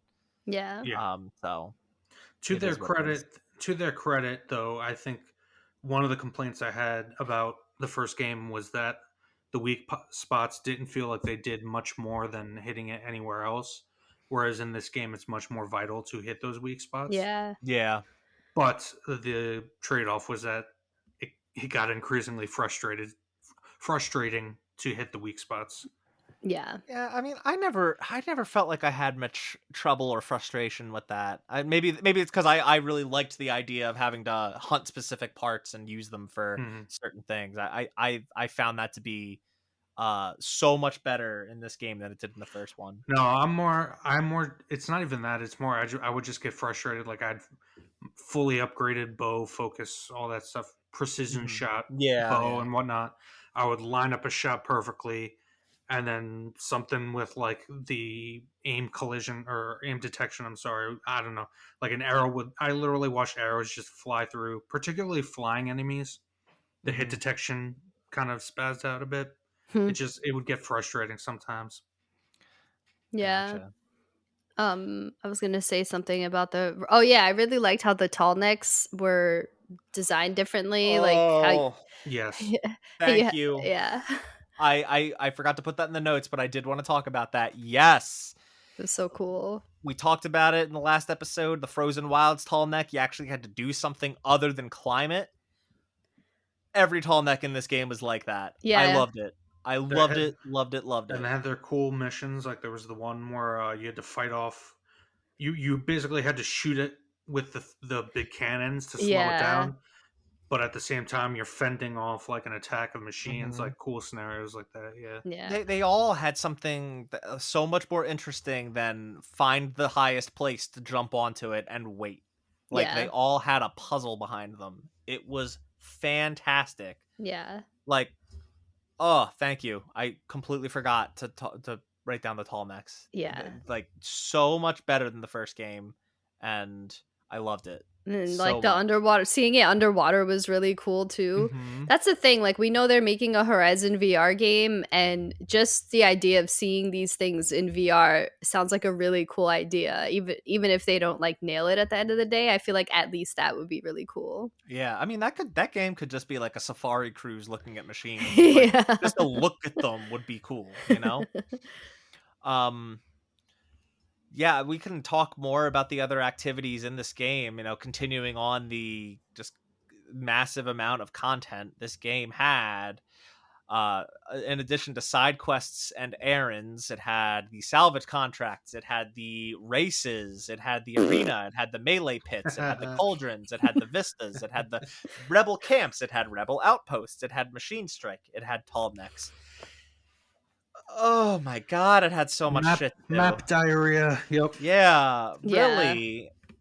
And like of those things, I think the coolest things to do. I actually really liked the contracts in the end because it had a good payoff once you finished all of them. Right. You got the currency right that you could buy like the rare materials for upgrading and N- whatnot. No, so like doing all the salvage contracts. So the whole story behind the salvage contractors is that they're trying to build armor for an armor competition. Oh, They're okay. all they're all Oseram salvagers, and they're building special armor for a competition. And once you complete all four of them, you go and see the results of the judging for their armors, and the guy's like, yeah, none of these are really great, but they all have something great about them. And he was originally just going to leave and not give them any reward, and Mm. Aloy's like, no, they all did something well, so maybe they should combine their what they did well to make like the ultimate armor. And they're like, yeah, that's a great idea. And then Ayla's like, yeah, you're gonna pay them all for it. And he's like, all right, fine. And you get Yeah. to keep the armor. And it was like that was really cool. Hmm. Um, but like ultimately they were just like mini combat missions under certain circumstances. So really the payoff was cool, but the actual things themselves were like, eh. Hmm. I thought the melee pits were really cool, but I also really liked the melee combat. I used it more than I expected to. I use it a lot more too, but I felt like the melee pits were like broken towards the end, like the later areas. Yeah. They would show you inputs, and it would be like a Mortal Kombat combo or any fighting game I like a think they combo. were They were And just not explaining what they wanted you to do very well, because I know exactly what you're talking about. I would like try to do what I thought they were asking me to do, and I'd fuck it up. And I'm like, how mhm, did I fuck that up? I thought I Mhm. did it exactly what they asked, how they asked. And yeah, they just weren't explaining them very well. yeah, But I did like them because it taught me how the intricacies of the melee. I thought cauldrons were a hugely improved thing in this game, because they didn't feel as same as, or as similar to one another as like the first game did. A lot of the cauldrons in the first game just kind of felt like the same. You'd go into a cauldron and Yeah. do some jumping puzzles, do some combat, and then get to the core and then end it. There was one that dared to be different, and that was probably the best one. All of these had like some unique thing about them. Between like the platforming, I really liked the one that was like almost entirely underwater, and you had to yeah, mess with the rising the water levels and mm, lowering them to get through it. I thought that was great. yeah. um Some of them were too long though. yeah, that one was really long, Yeah, the water one, but I still really liked it because it was just so interesting. The rebel Yeah. camps and outposts, they kind of led to that storyline with Erend getting Right. revenge on one of the people that killed his sister, but like overall they were just bandit camps again. Machine Strike, I really liked at first, but got really old really fast. oh yeah. And I eventually had to just like stop doing it This I is because mean, where this at is the, at, when at, at the end of the day, I have to though just agree with Delilah is that like I just by the halfway through the game I stopped really doing a lot of this stuff, mostly because there was the actual story content to it was very sparse. Like it was, mm-hmm. I keep coming back to it. I was more interested in what was going on with the tribes and whatnot and the Yeah. characters. It's And just admittedly, like, the Ubisoftization yeah, definitely crept in there a bit. yeah. Contrast to that, I thought a lot of the collectibles were pretty cool. I really liked the relic ruins because the ruins they were puzzles. They were puzzles to figure out and solve, and they were all unique. The survey drones were cool, yeah. The survey drones were fine, I guess. I liked the reward that they gave you, Yeah. even if it was kind of just like, And the black box, I liked. I thought it was cool that you're going into these crashed planes and yeah. they're I in mean, cool spots. Yeah, on whole, all these collectibles were far more interesting than any of the collectibles in the first game. Um, yeah, Getting a random metal flower out in the wilderness was not interesting. yeah. Uh, The black boxes in particular because of the stories about like the war and stuff, and like it plays into the culture of the yeah, Tanakh, and that's all interesting world building. yeah. The like the story of the 10 and how they revere them, Yeah. and that all plays really heavily into that. That was cool. Did you guys find any of the war totems? No, I think I had to do one of them. Yeah, I think I did one That of them. so they weren't marked on the map, and Yeah, I didn't realize that they were like a collectible, and they're not like important for any trophies or anything. So yeah. I like kind of didn't know about them until after I beat the game. Um, Spoilers in a spoiler cast, but there's three of them. They're God of War references. Oh no, so I'm confusing it then. I think Okay, yeah, that's cool. you kind of come across a clue in the nearby area where they are, and like the first one that I found was a hammer stuck in a machine, and then you follow that and you come to the totem, and it's Brock and Sindri. Oh, that's cool. The other Another one was an axe stuck in a tree, and you follow the trail there to find a Kratos figure, and there's one that's a bunch of arrows stuck in a tree. Follow that to find Atreus. oh, I thought that was really cool, and finding all three of those unlocks a mass or a face paint that's looks like Kratos, Kratos. Yeah, cool. I I like thought that. that was a really cool addition. Ghost of Tsushima did a similar thing. Yeah, and I think we talked about that in our Iki Island episode. We loved that. So yeah, I wanted to bring that up because The I thought the it was a the really cool races thing. were weird. Nobody asked for them. Yeah, the races. I mean, they were fun. I enjoyed it, but like it was overall like a pointless addition. Like Yeah. is just strange. You come across people racing and like it's like combat racing, like they're fucking each other up, and Yeah. it's like, okay, Right. it's just an odd choice. Yeah, a lot of the side content just like It's it was just for bloat. the sake of having more, and Yeah. Yeah. this game did not need more. Right. Even if I like again, I thought the collectibles were great, and I really liked doing the relic ruins, especially, but the side activities were just like it was just too much. Yeah. Um, I is there anything else you guys want to talk about? I think we're pretty much ready to wrap up. Yeah.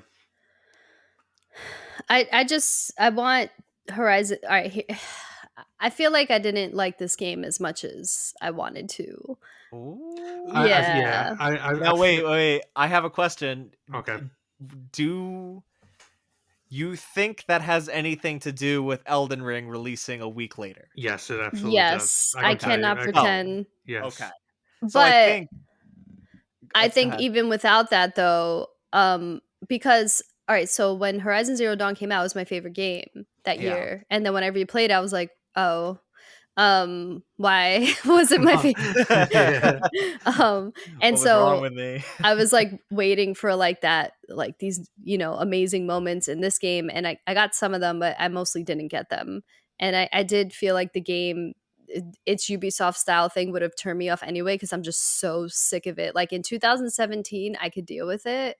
In 2022, especially when a game side by side like Elden Ring, where there's literally no waypoints and it just like caters to so much curiosity and exploration, just having that dichotomy, it's just, I'm sad that I feel this way, really.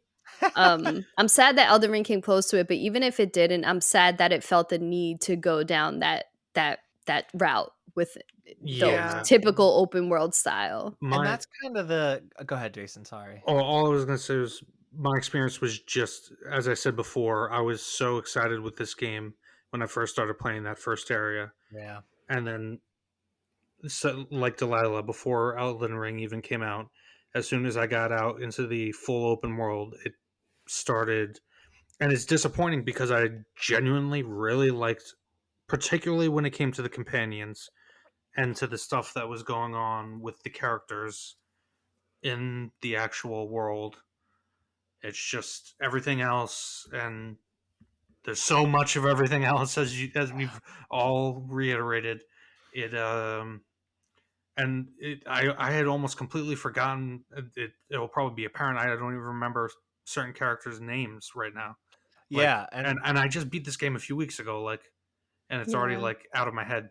that Yeah. is that is something I did want to bring up is like there's so much content. I like so many of the characters were so much more interesting in this game, but there's so much content that I still like had the same problem as I did with the first one, but just for totally different reasons. I was forgetting who people were. Yeah. Like characters were showing back up later and being like, "Hey, Aloy, thanks for helping me with this," and I'm like, "Who the fuck are you? I don't Right. remember you. I'm sorry." And I think that's because like the writing and the quest, like they weren't as impactful. I hate to compare it to Mass Effect, but like I did remember some Mass Effect non-core characters because the side quests that they involved me in were so relevant to the bigger Yeah, picture, and I felt like this game had moments like that more, especially more so than the first game. yeah. Especially like with the when you had to pick like what leader you were gonna choose. I don't know if you guys did that Oh side yeah, mission. yeah, yeah. Yeah, Who did you guys pick, by the way? Ah, the lady, whatever her I name chose was. her too.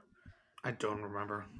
I'll be completely honest. Well, exactly. Like that's the point. Like it was. I only remember it because I did it recently. But yeah, I don't think it's something that I'm gonna remember down the line. But when I have to remember a certain like decision in a side quest from Mass Effect, I remember it and I remember why I chose it. And it just, I don't know. I felt like they were trying to go for it and they just missed it. And I hope that they find that sauce that they're trying to make for the third one because I want to love this game. Yeah, Yeah. I want to say that this is definitely a little bit better than the first. Like if I like when I give my score, this will be a higher score than the first one I gave. That said, it's not like I said, two steps forward, one step still stuck in the mud. Like there are Yeah. things that just needed to change from the first game that did, and we talked about a lot of it has to do with gameplay, progression, item itemization, all that kind of stuff. I think where they really nailed it, they definitely improved story questing. Um, there's still room to improve. I They mean, definitely improved writing dialogue, characters, all that. let's put it this way. I cared about the plot of this game within hours, whereas I never cared much about the plot of Horizon Zero Dawn. Yeah, Yeah. it's fair Like enough. the plot of this game just hit me so much better, and I cared about it so much. I cared about like concluding it and seeing what happens much more actively than I ever did with its predecessor. Yeah, like the combat in this game, the enemy design, the visuals, even the facial animations were and body language were Oh yeah, so top tier. we didn't really talk about They were that. on the level of The Last of Us, like, honestly, and for that to happen outside of cutscenes is just, like, phenomenal. Yeah, Mhm. like my biggest complaint, or one of my biggest complaints about the first game, was that conversations would just bore me to tears because the characters were just they were just lifeless, and they were not expressive, and they wouldn't move, and it was just two talking heads. And this time is totally different. Yeah, The only problem is I still wound up getting bored eventually because there was just so much of it. too much, yeah. My attention span can only last so long when there's so much shit. But the thing is, Mass Effect has 10 times more dialogue than this game, and Yeah, but it's engaging, you It's know? it's because you see, have agency over what's going on in those conversations. a That's lot of It's time your and choice, and a lot yeah, of times in Mass Effect 2 I would tune out, if I'm being honest, at least with the first one. We'll see how it is with right, 2 right. and 3, but like I would tune out a lot Yeah, during no, Mass Mass Effect. Effect 2. I mean, anyway, I don't want to keep comparing, but the point Yeah. I'm well, trying to make is that yeah, there's like a lot of good here, and it's being hmm dragged down by the excessive RPG Quantity. mechanics. It's being dragged down by the repetitive, kind of boring dialogue for the most part, not all of it.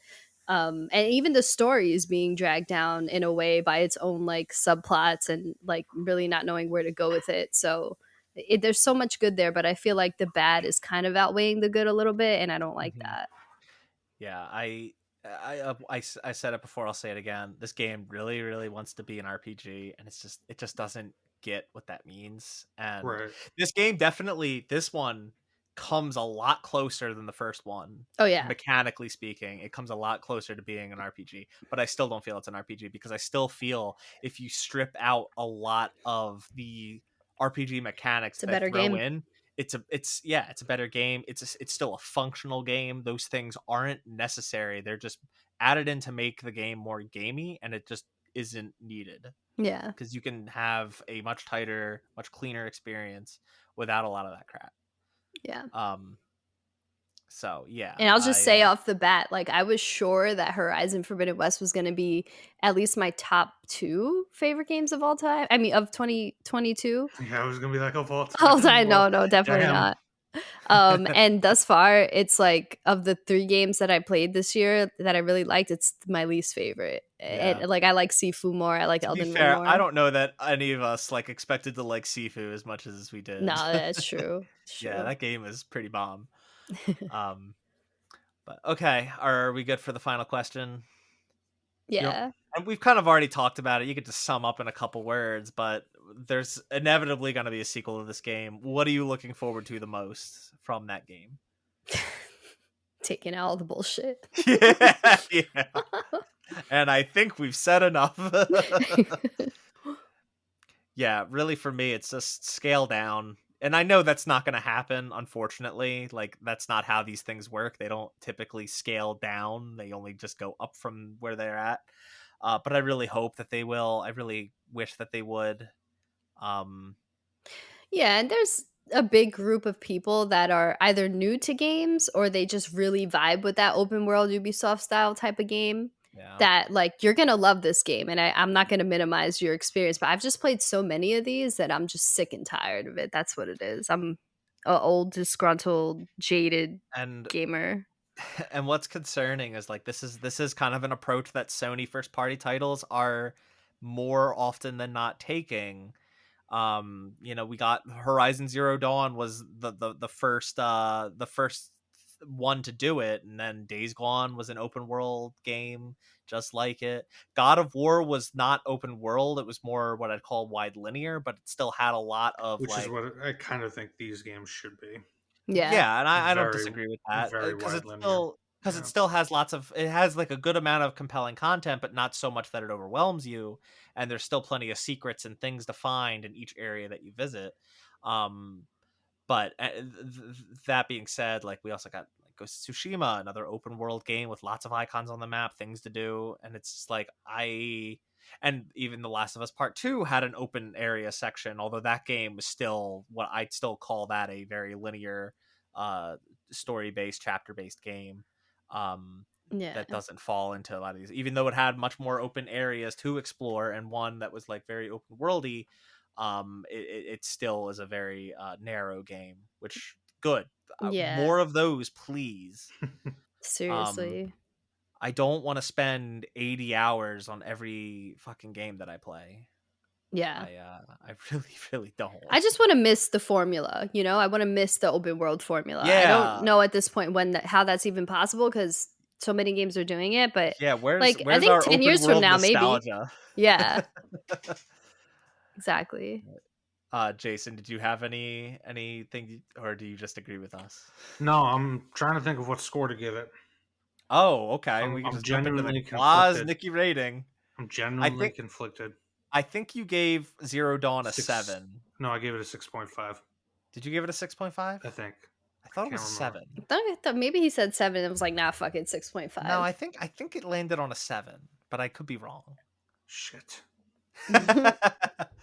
I think because I've been thinking this whole time it was 6.5. All right. I'm assuming that I gave the last one a 6.5, in which case I would give this one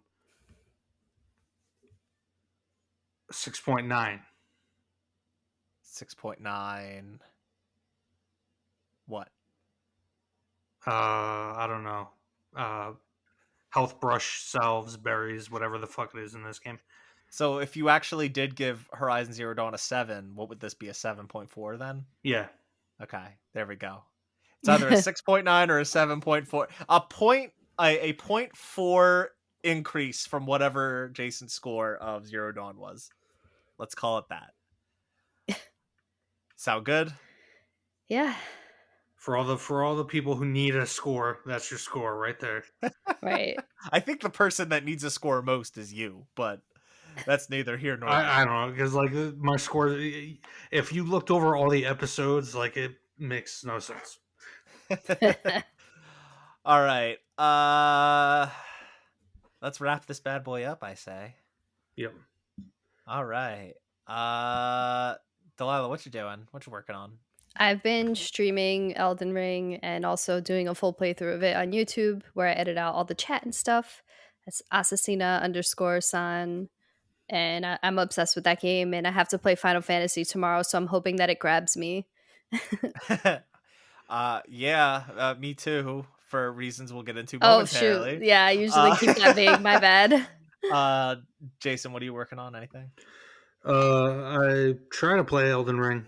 Been working a lot, but whenever I'm working, thinking Elden Ring, and I don't know how Delilah must be really fucking good at those games because she was like half my She level, and she does play a lot of them. yeah, I guess. I'm okay.